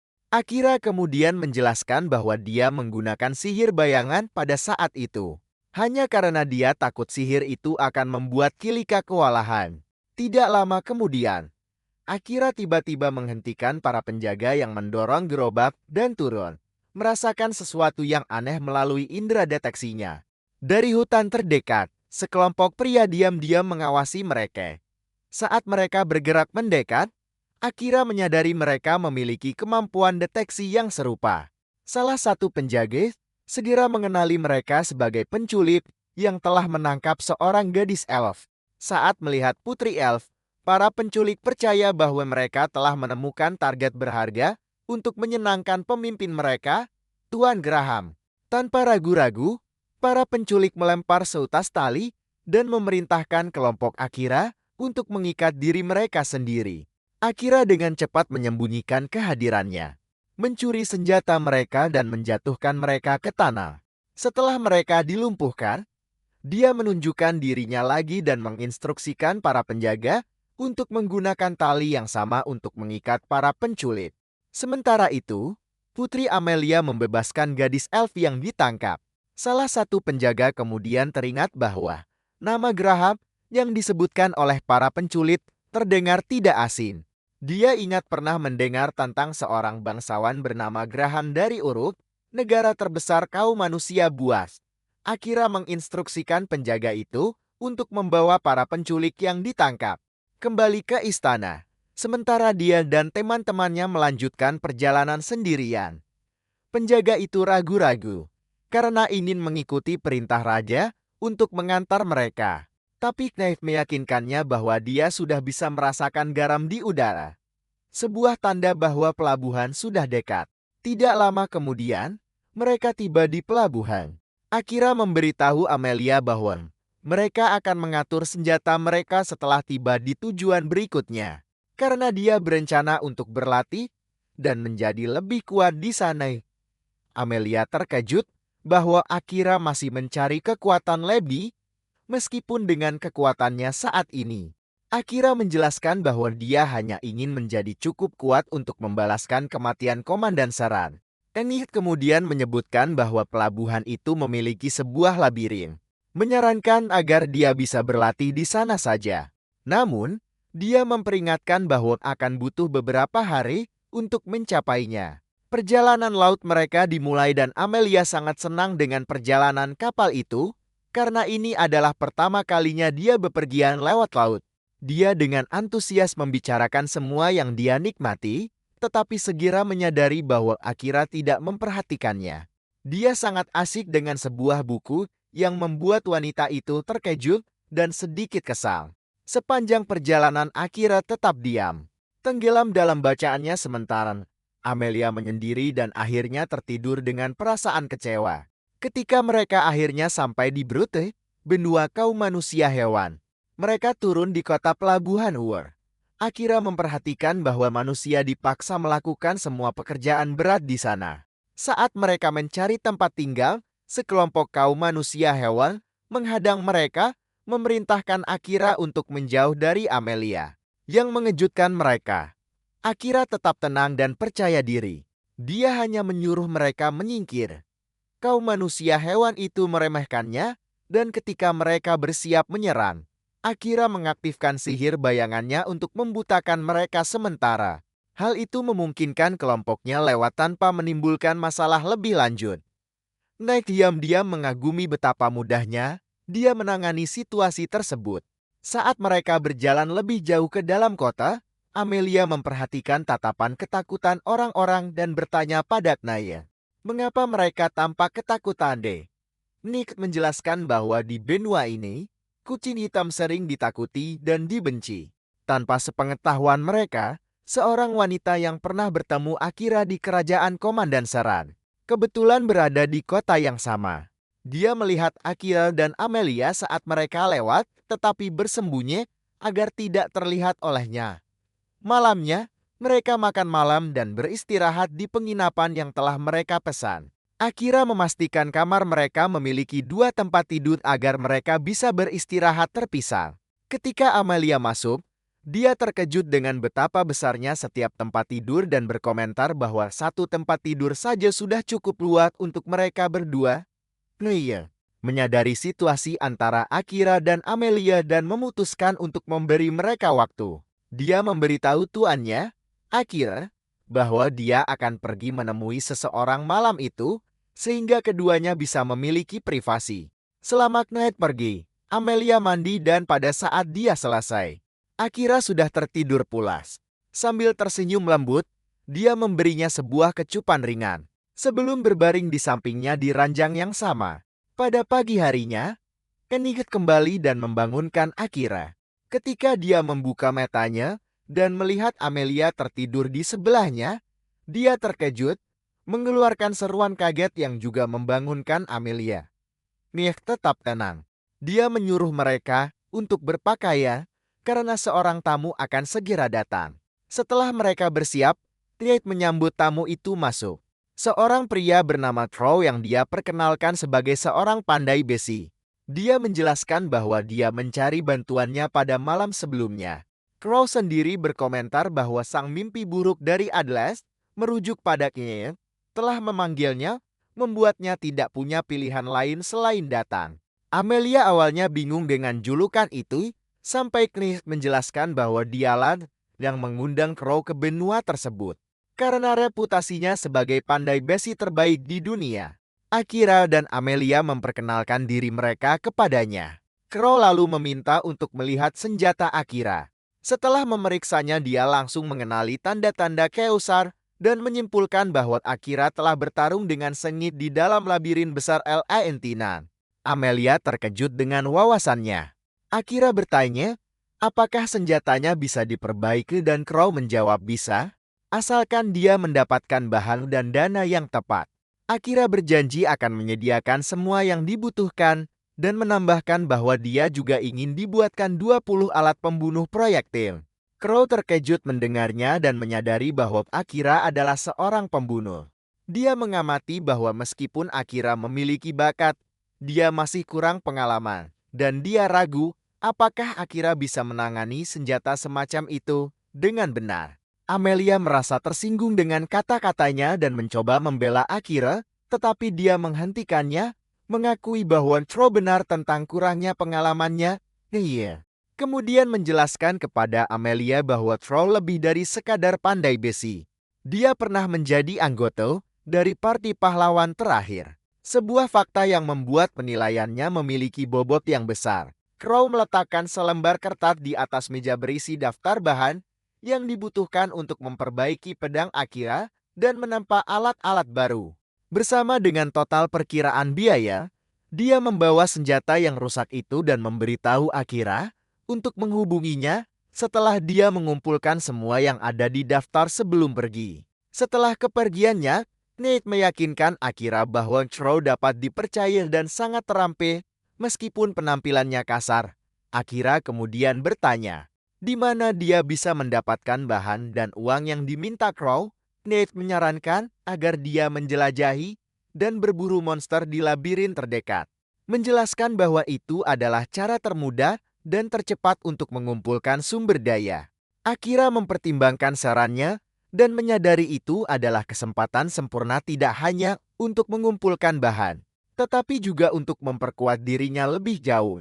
Kelik menunjukkan kepada Akira lokasi labirin Brood di dalam kota, tetapi memperingatkannya bahwa akses ke labirin dibatasi sesuai dengan peringkat petualang.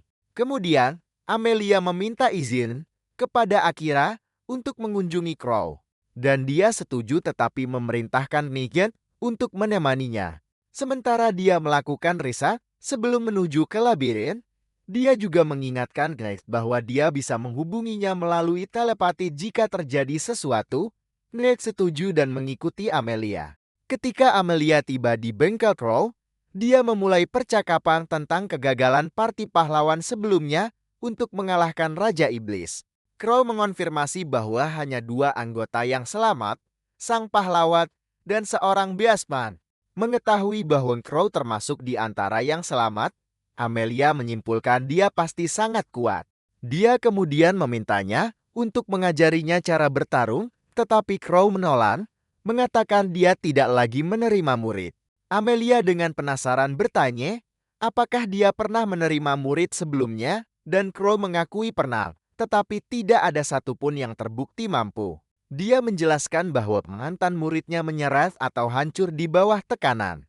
Mendengar ini, Amelia berjanji dia tidak akan lari atau goyah, menjelaskan dia ingin menjadi lebih kuat agar bisa berdiri di samping Akira. tanpa merasa tertinggal oleh kekuatannya yang terus berkembang. Crow menoleh ke Nate dan bertanya, mengapa Amelia membuat permintaan seperti itu. Saat dia hanya setuju untuk memperbaiki dan menempa senjata, Nate menjawab bahwa baik dia maupun Akira tidak tahu tentang rencana Amelia. Karena dia tidak pernah menyebutkan keinginannya untuk berlatih sebelumnya. Amelia yang menyadari bahwa Crow terus menyebut Knight sebagai mimpi buruk adalah bertanya tentang arti di balik nama itu. Nate menjelaskan bahwa 1 abad yang lalu, Adia adalah kota paling makmur di wilayah itu. Saat Raja Iblis mengirimnya untuk membalas Adlier karena telah menginvasi wilayah iblis, dia hanya bermaksud memberikan peringatan. Namun, insting iblisnya menguasainya dan peringatan itu meningkat menjadi kehancuran total bagi seluruh kota. Sejak saat itu, para manusia setengah hewan telah menjulukinya sebagai mimpi buruk Adler. Dan kucing hitam telah menjadi simbol ketakutan. Saat Nike menceritakan kisah ini, Akira, yang terhubung dengannya melalui ikatan mental mereka, mendengar segalanya. Dia menyadari bahwa Nate tahu tentang hubungan ini dan mungkin sengaja ingin dia mendengarnya. Kembali di bengkel Troll, Nate mengungkapkan penyesalannya atas apa yang terjadi di Adlea. Dia berjanji bahwa selama dia melayani Akira, dia tidak akan pernah membiarkan instingnya mengambil alih lagi. Crow meyakinkannya bahwa dia tidak menyimpan dendam, karena percaya ceritanya masih jauh dari selesai.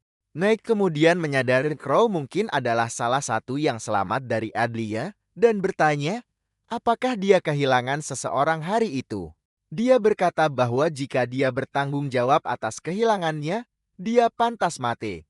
Tetapi Crow dengan tenang memberitahunya bahwa balas dendam padanya tidak akan ada artinya. Dia hanya bertindak sebagai alat Raja Iblis. Knight bertanya, apakah Crow berniat membalas dendam pada Raja Iblis? Crow menjawab bahwa baik Raja Iblis maupun Negan tidak bertanggung jawab atas kematian adiknya. Dia menjelaskan adiknya meninggal saat mencoba menolong mereka yang terjebak di reruntuhan setelah serangan Night. Seorang pria yang putus asa untuk melarikan diri dari kekacauan menindih adiknya saat dia mencoba menghentikannya agar orang lain bisa diselamatkan. Pria itu, yang bertindak murni karena keegoisan, tidak hanya membunuh adik Crow, tetapi juga beberapa dari jenisnya sendiri. Crow mengungkapkan bahwa pria yang menyebabkan kematian adiknya dan orang yang dia sumpahi untuk dibalas dendam tidak lain adalah Royal Graham Cluster. Amelia merasakan kesedihan yang mendalam saat mendengar ini, tetapi Crow menyuruhnya untuk tidak mengasihaninya. Dia menjelaskan bahwa simpatinya bukan untuknya, melainkan untuk adiknya, yang kematiannya masih terasa tragis bahkan setelah 100 tahun. Amelia menatap lurus ke mata Crow dan memberitahunya bahwa dia menggunakan kematian adiknya sebagai alasan untuk kepengecutannya. Dia menuduhnya telah memalsukan emosinya, berbohong pada dirinya sendiri dengan berpura-pura bahwa sikap diamnya adalah bentuk penghormatan untuk mengenang adiknya. Dari apa yang dia lihat, Crow hanya melarikan diri dari dunia dan dari dirinya sendiri. Kata-katanya menusuk begitu dalam dan kemarahan terpancar di wajah Crow. Dia menuntut untuk tahu apa yang mungkin Amelia pahami tentangnya, sehingga bisa memberikan penilaian sekejam itu. Amelia dengan tenang menjelaskan bahwa dia pernah berperilaku dengan cara yang sama. Dia memberitahunya bagaimana dia pernah mengabaikan dirinya sendiri dengan dalih itu semua demi adiknya Kalita, sampai Akira membantunya menyadari bahwa dia hanya bersembunyi di balik rasa bersalah dan ketakutan. Crow terdiam, tetapi menolak untuk menerima kata-katanya. Karena frustrasi dia menyuruh Amelia untuk pergi hari itu. Melihat ekspresinya, Amelia diam-diam menurut dan meninggalkan bengkel kerja bersama Nayat. Sementara itu, Akira sedang dalam perjalanan ke Labiri. Ketika kekacauan terjadi, dia melihat orang-orang melarikan diri dalam kepanikan saat monster-monster keluar dari Labiri dan menyerbu area itu. Pada saat yang sama, Amelia dan Knight melihat bencana itu dan bergegas untuk membantu. Amelia menggunakan sihirnya untuk menahan para monster, sementara Knight memindahkan para warga sipil ke tempat yang aman. Saat Amelia fokus melindungi orang-orang, seorang wanita melangkah keluar dari bayang-bayang gedung di dekatnya dan menyapanya. Amelia langsung mengenalinya. Wanita yang sama yang pernah menipu adiknya. Kali ini wanita itu memperkenalkan dirinya sebagai Arum Tracy. Dan dengan dingin memberitahu Amelia bahwa Raja Iblis telah memerintahkannya untuk hanya menyisakan nyawanya sebelum Amelia bisa bereaksi. Sihir Arum menyelimutinya sepenuhnya, menangkapnya dalam sekejap. Di tempat lain, Akira bertarung dengan sengit melawan monster-monster yang mengamuk. Ketika Nyaet berteleportasi di sampingnya untuk menyampaikan berita mendesak. Dia memberitahunya bahwa Amelia telah dikulit. Rasa kaget memenuhi wajah Akira saat Nyaet menjelaskan bahwa Arum Tracy, seorang iblis, telah membawa Amelia jauh ke dalam labirin. Dia memberitahunya bahwa dia sudah menuju ke sana. Tanpa ragu-ragu, Akira berlari secepat yang dia bisa menuju labirin.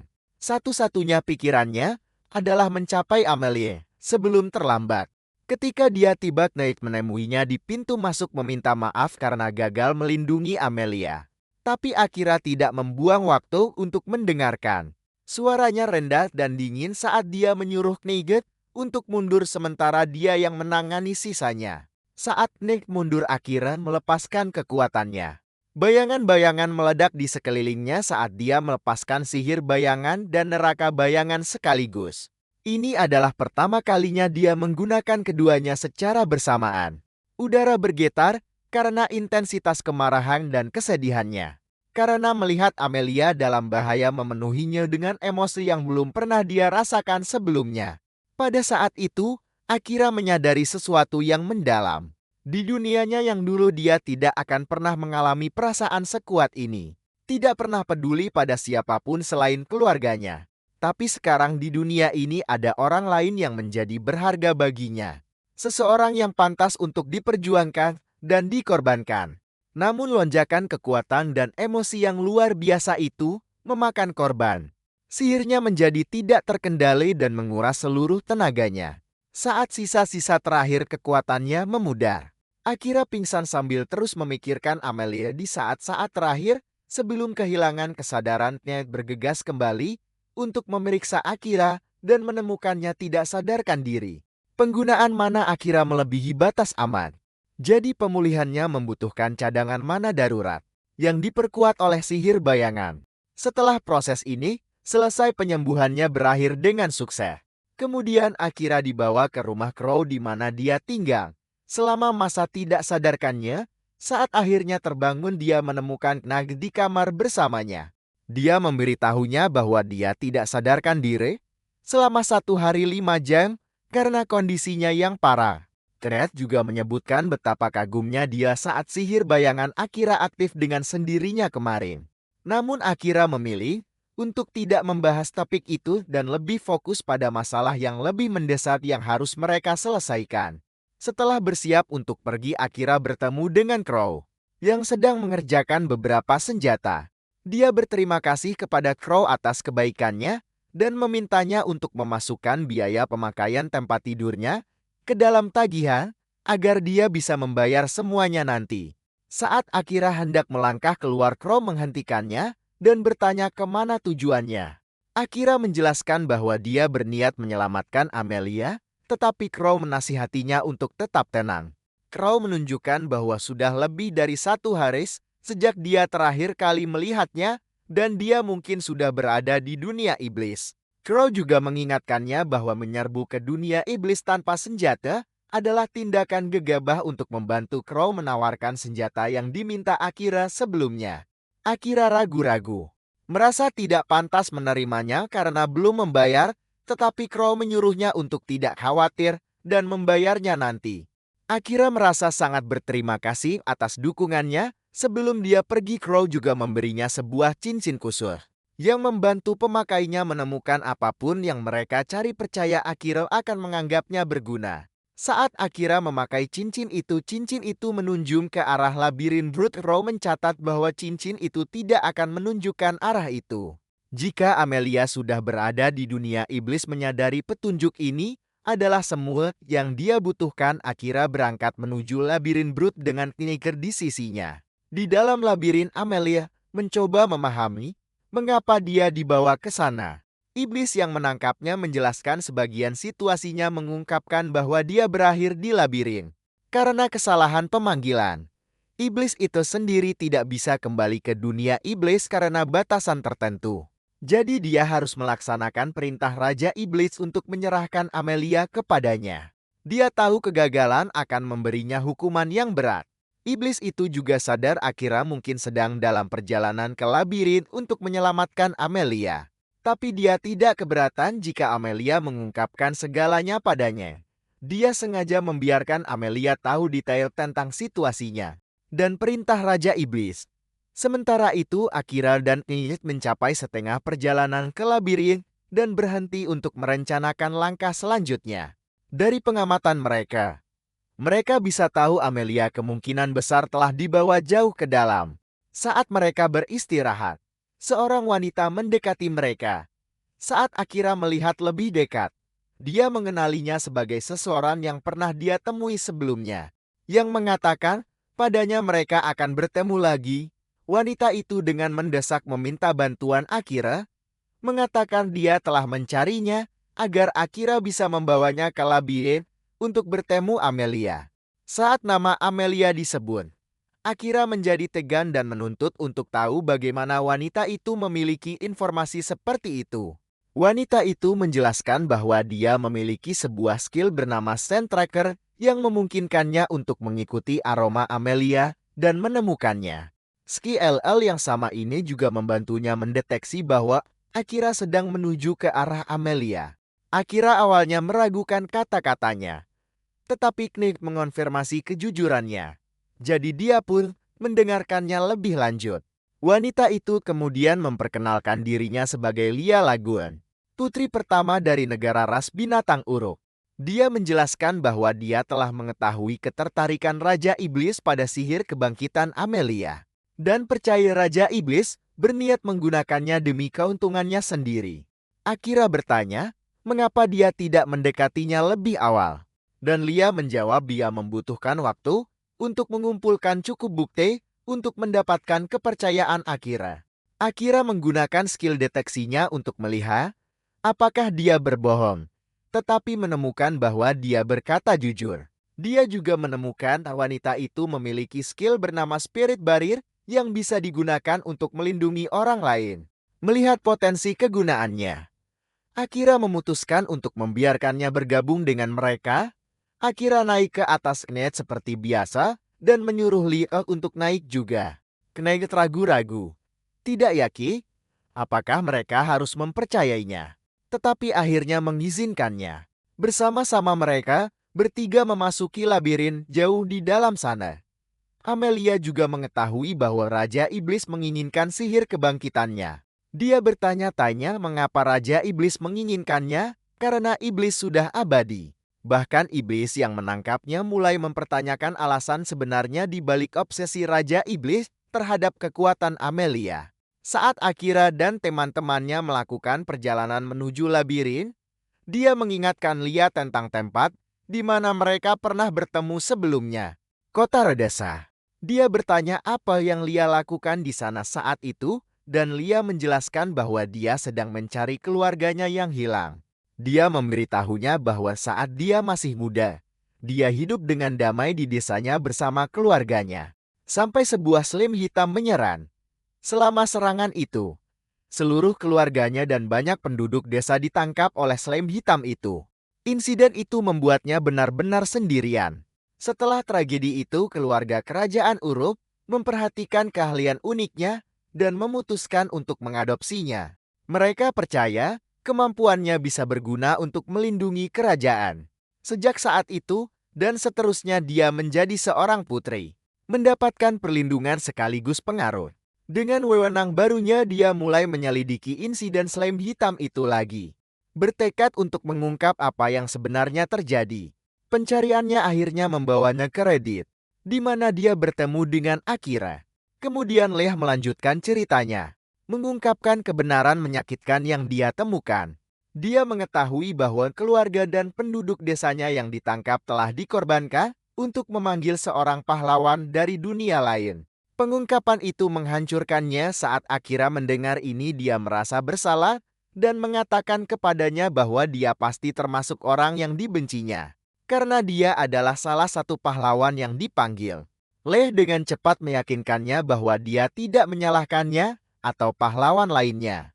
Sebaliknya, dia menganggap raja dan sang putri bertanggung jawab atas tindakan kejam seperti itu.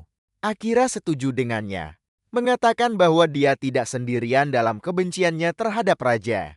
Dia mengaku juga tidak pernah percaya pada klaim raja, bahwa para pahlawan dipanggil untuk bertarung melawan para iblis. Mendengar Ineknya bergabung dalam percakapan dan memberitahu Akira secara langsung bahwa raja telah berbohong selama ini.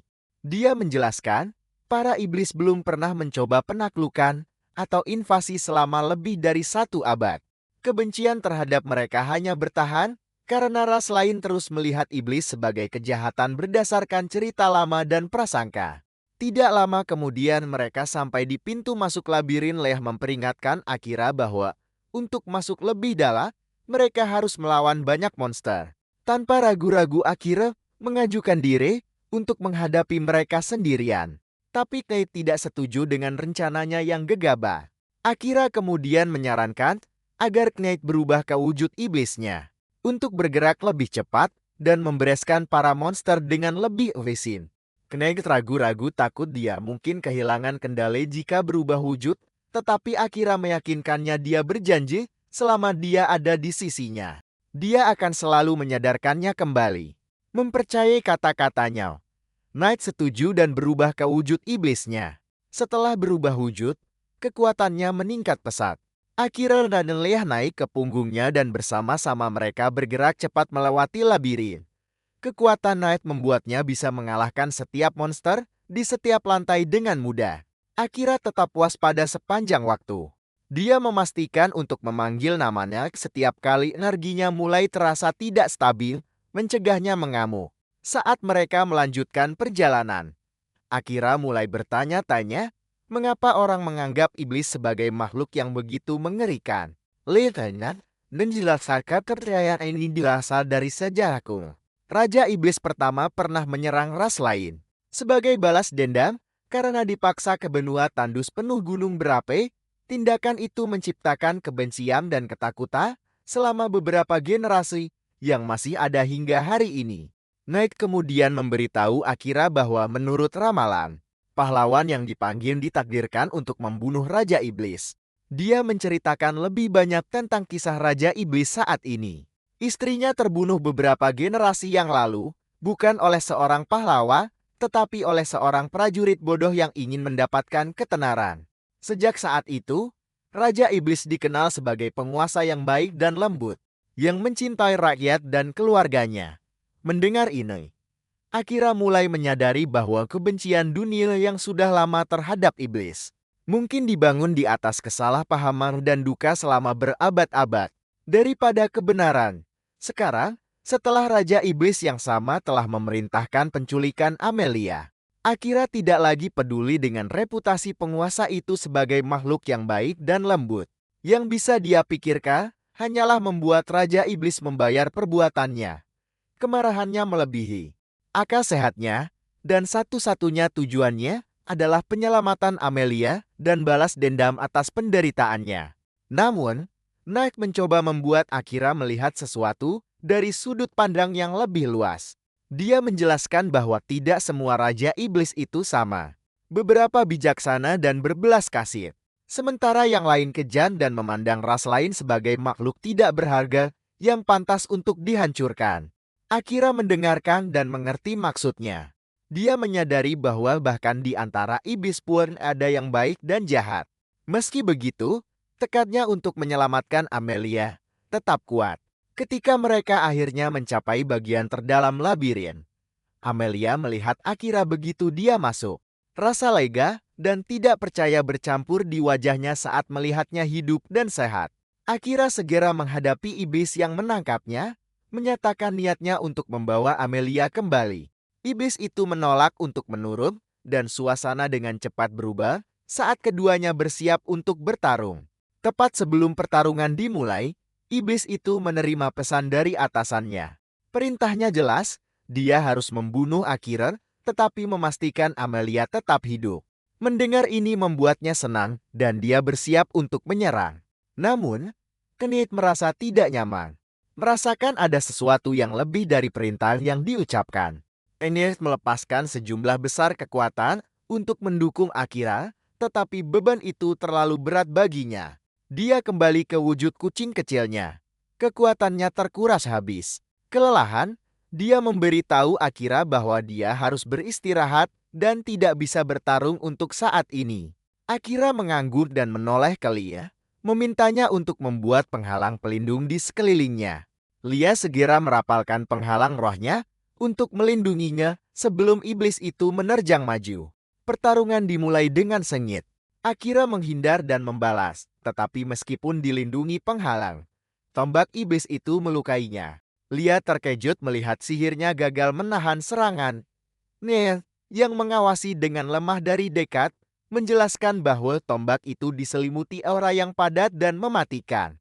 Cukup kuat untuk menembus sihir pelindung. Meskipun begitu, dia memuji Lia, menunjukkan bahwa tanpa penghalang itu, bahkan satu goresan saja dari senjata itu akan berakibat fatal. Menyadari waktunya hampir habis, Akira mengubah strateginya. Iblis itu mengejeknya atas usahanya yang gagal. Yakin dia tidak akan bisa mendaratkan satu serangan pun. Tetapi saat dia bersiap untuk mengakhiri pertarungan, Akira akhirnya bertindak. Dia menyalurkan sihir bayangannya, menyebarkannya melalui setiap tetes darah yang dia tumpahkan selama pertempuran. Dari noda-noda darah itu, sosok-sosok gelap mulai bangkit. Makhluk bayangan yang lahir dari sihirnya. Makhluk-makhluk itu menyerbu ke arah iblis, menyerangnya dari segala arah. Dia mengayunkan tombaknya untuk menangkis mereka, tidak sadar bahwa Akira sudah bergerak dalam kegelapan di belakangnya. Saat dia lengah, Akira menyerang. Pedangnya menembus pertahanannya. Iblis itu terhuyung, lengah oleh serangannya yang tiba-tiba. Tapi bukannya jatuh. Iblis itu mengeluarkan seruling kecil dan meniupnya. Suaranya bergema di seluruh labirin, dalam dan tajam. Hampir seketika, tanah mulai bergetar saat raungan mengerikan memenuhi udara. Makhluk yang tak terhitung jumlahnya mulai muncul dari setiap sudut, dipanggil oleh panggilan iblis itu. Makhluk bayangan Akira menghilang. Energi mereka habis, dan dia sadar dia tidak bisa memanggil mereka lagi secepat ini. Terkepung dari semua sisi oleh monster yang mengerumun. Dia menggenggam senjatanya dengan erat. Tidak yakin bagaimana dia akan selamat dari gelombang serangan mereka berikutnya. Secara mengejutkan saat itulah Lia mengaktifkan penghalang roh terbaliknya untuk melindungi mereka untuk sementara waktu.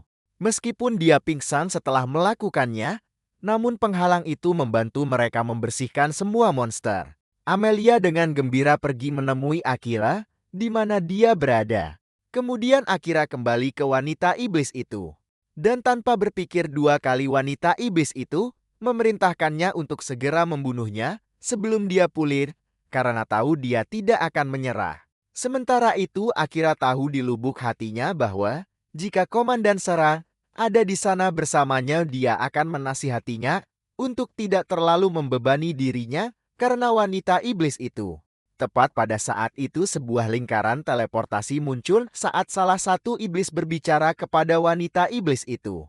Bertanya-tanya, bagaimana dia bisa kalah dari pria seperti Akira?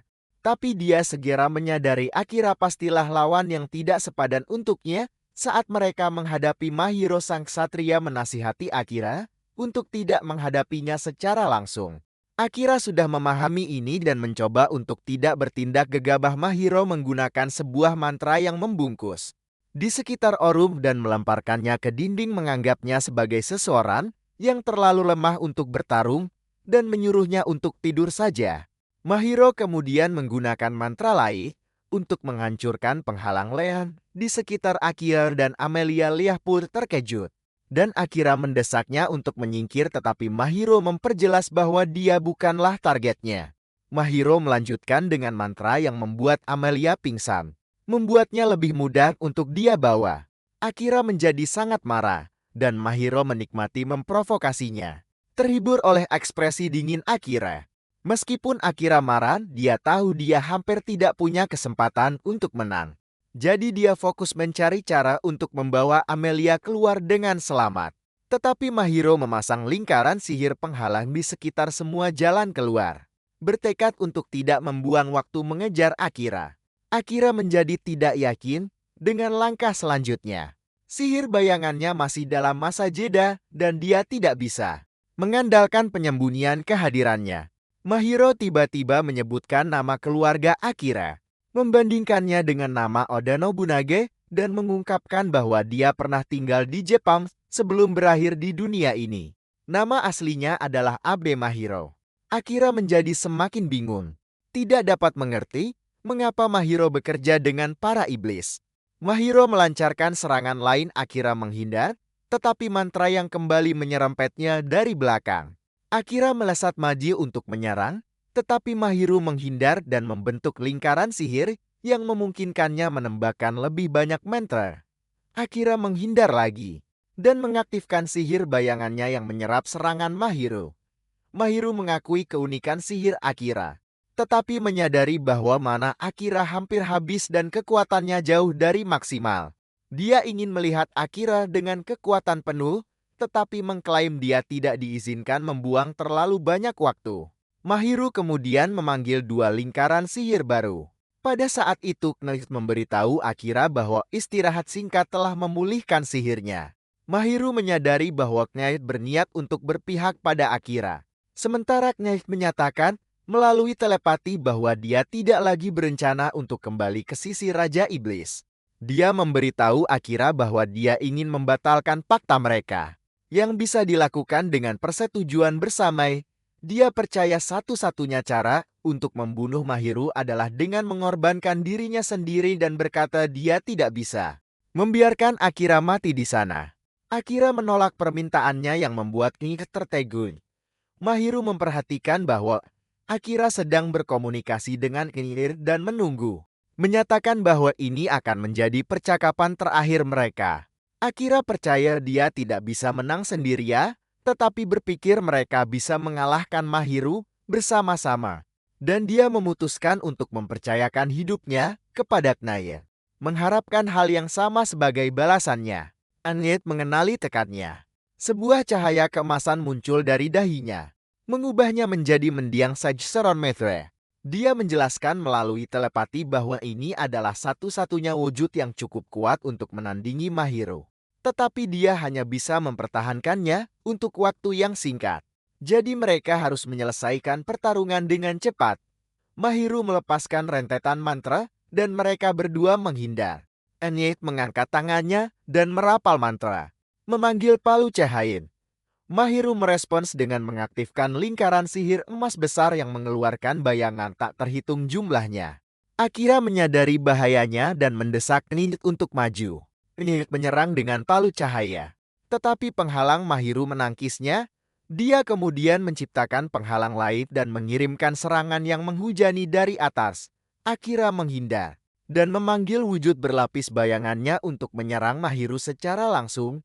Mahiro menghindar dan membalas serangan dan Akira mundur saat Knight menyerbu dengan tebasan. Akira bergabung dengannya, dan mereka menyerang bersama-sama. Saat bertarung berdampingan, Akira sejenak membayangkan bagaimana jadinya jika Komandan Siran masih hidup. Dan pikiran itu membuatnya bersedia.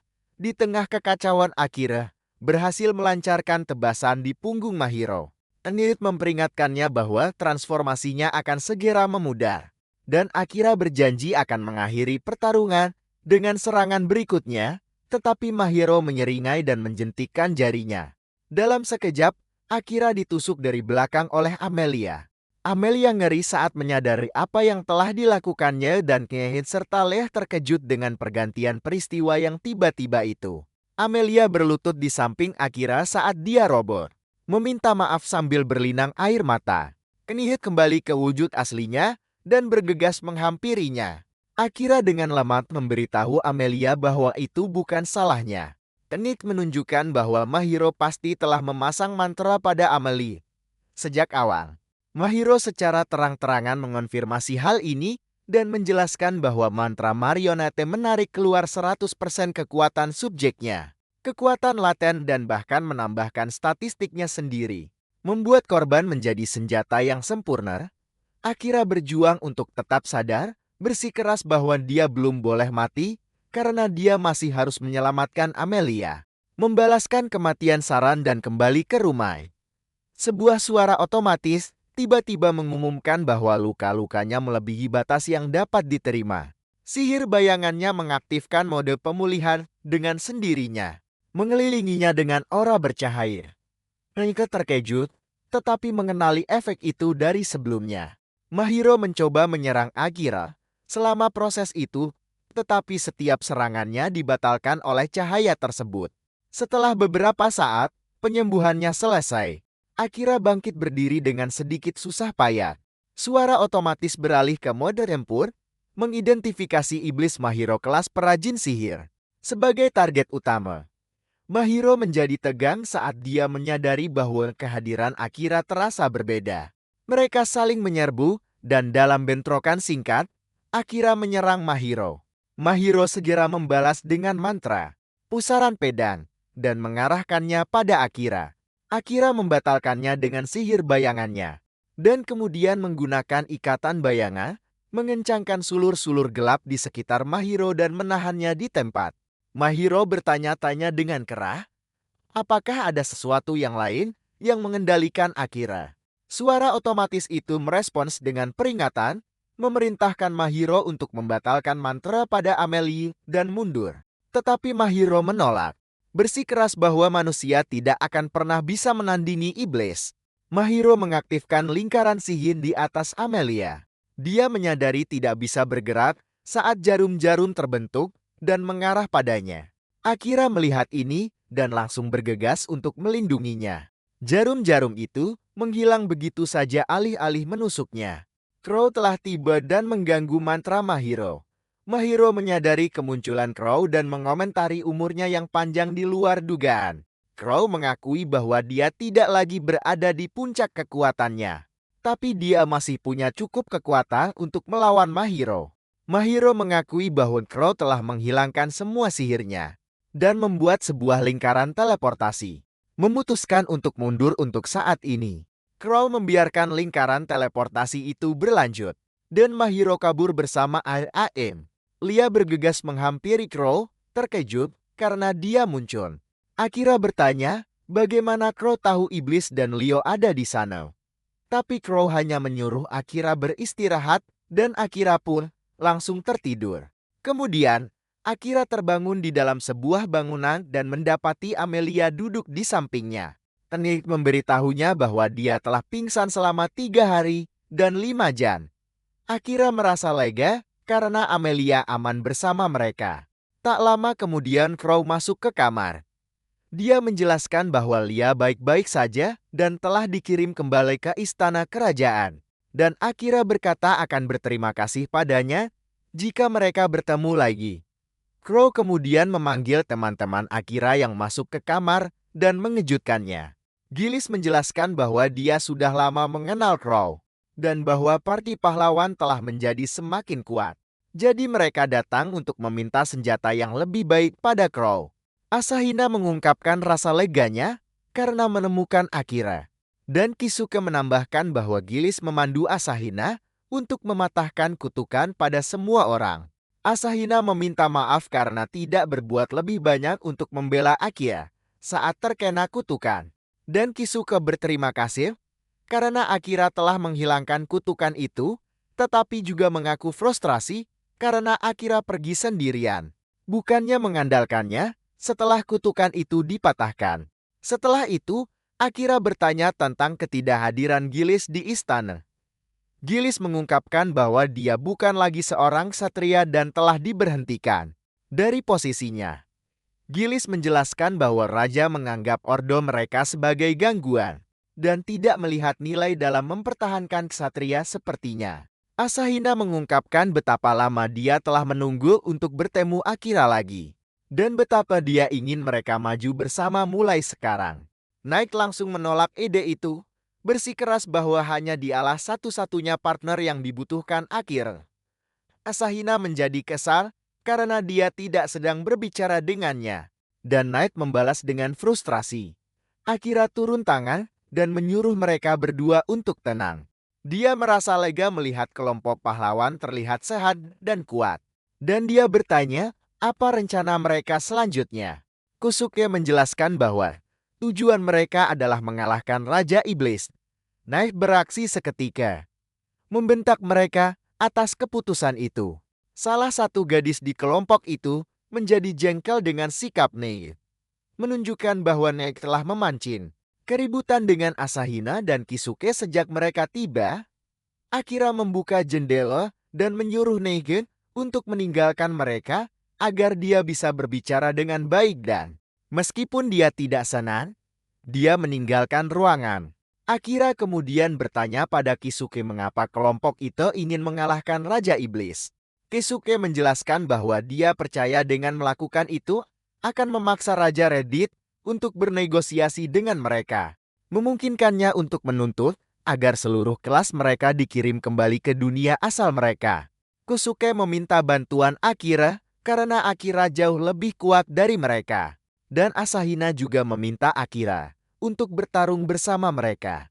Akira menjelaskan bahwa ada beberapa masalah dengan rencana mereka. Pertama, dia tidak percaya bahwa Retasei akan pernah bernegosiasi dengan itikat baik. Karena kerajaan itu menggunakan kutukan untuk mengendalikan orang dan bahkan membunuh komandan Saran. Dia berjanji akan menjelaskan masalah lainnya nanti. Tetapi dia menegaskan bahwa dia sangat menantang untuk bergantung pada Reddit dalam hal apapun. Yosuke mengungkapkan rasa frustrasinya karena dia merasa mereka tidak punya jalan lain untuk pulang. Akira kemudian menjelaskan bahwa iblis tingkat 2 mampu membuat lingkaran teleportasi. Dan ada kemungkinan mereka bisa mendapatkan satu yang cukup kuat untuk mengirim mereka kembali ke rumah. Dia juga mengatakan bahwa dia berencana untuk pergi ke tanah iblis pada akhirnya. Tapi dia masih punya satu urusan penting yang harus diselesaikan terlebih dahulu. Asahina bertanya, bagaimana mereka bisa membantu. Tetapi Akira memberitahu mereka bahwa mereka tidak bisa membantu dengan tugas ini. Bahkan setelah itu, jika dia bergabung dengan mereka, dia tidak berniat mengasuh siapapun. Setiap pilihan yang dia buat adalah untuk memberinya peluang terbaik untuk kembali ke rumah. Saat dia berbicara, dia melihat Amelia meninggalkan ruangan. Dia menyuruh yang lain untuk berpikir dengan hati-hati tentang keputusan mereka sendiri sebelum mengikutinya keluar. Jill juga pergi, menyatakan bahwa dia ingin membahas senjata dengan Crow. Sisa anggota kelompok tetap di belakang dan mendiskusikan kata-kata Akira. Bertanya-tanya bagaimana mereka bisa mendapatkan kepercayaannya dan membuktikan diri mereka layak untuk bertarung di sisinya. Sementara itu, Amelia berdiri sendirian di atas tabin yang menghadap ke laut lepas. Akira mendekatinya dengan tenang. Amelia mengakui bahwa dia selalu tahu mereka harus berpisah suatu hari nanti. Dan meskipun dia sudah mencoba mempersiapkan diri, pikiran itu masih sangat menakutkannya. Dia meminta maaf atas saat di mana dia terpaksa menusuknya. Mengatakan kenangan itu hampir menghancurkannya karena dia telah melukainya begitu dalam. Namun seiring berjalannya waktu, dia menemukan kenyamanan yang aneh di dalamnya. Dia percaya bahwa ketika Akira pada akhirnya kembali ke rumah, dia mungkin akan melupakannya. Tetapi bekas luka yang dia tinggalkan padanya akan tetap ada. Dan pikiran itu saja membuatnya merasa sedikit tidak terlalu hampa. Akira memberitahunya bahwa dia tidak pandai merangkai kata-kata yang sempurna dan tidak bisa berpura-pura mengerti semua yang dia rasakan atau semua yang akan dibawa oleh masa depan. Tapi dia ingin memperjelas sesuatu. Dia menghunus pedang pendeknya dan menjelaskan bahwa di dunianya, pasangan yang berjanji untuk bersama selamanya akan memasang cincin di jari manis kiri satu sama lain. Dia menyerahkan pedang itu padanya dan kemudian menekan jarinya sendiri ke mata pedang, mengukir tanda berbentuk cincin di kulitnya. Dia mengatakan padanya bahwa dia mencintainya dan dia rela melukai tubuhnya sendiri untuk menunjukkannya. Air mata jatuh dari mata Amelia saat dia memeluknya. mengakui cintanya padanya juga. Akira dengan lembut membantunya membuat tanda cincin yang sama di jarinya. Dia memintanya untuk memberitahukan keinginannya, berjanji bahwa jika itu ada dalam kemampuannya, dia akan mewujudkannya. Dia memintanya untuk berjanji bahwa dia tidak akan mati, tidak akan melupakannya, dan tidak akan pernah meninggalkannya, dan bahwa matanya akan selalu hanya untuknya seorang. Mereka berpegangan tangan dengan erat dan Akira berjanji untuk memenuhi semua keinginannya. Dia menciumnya sambil melingkarkan lengannya, memeluknya erat. Setelah Akira keluar, kelompok pahlawan berdebat tentang tindakan mereka selanjutnya.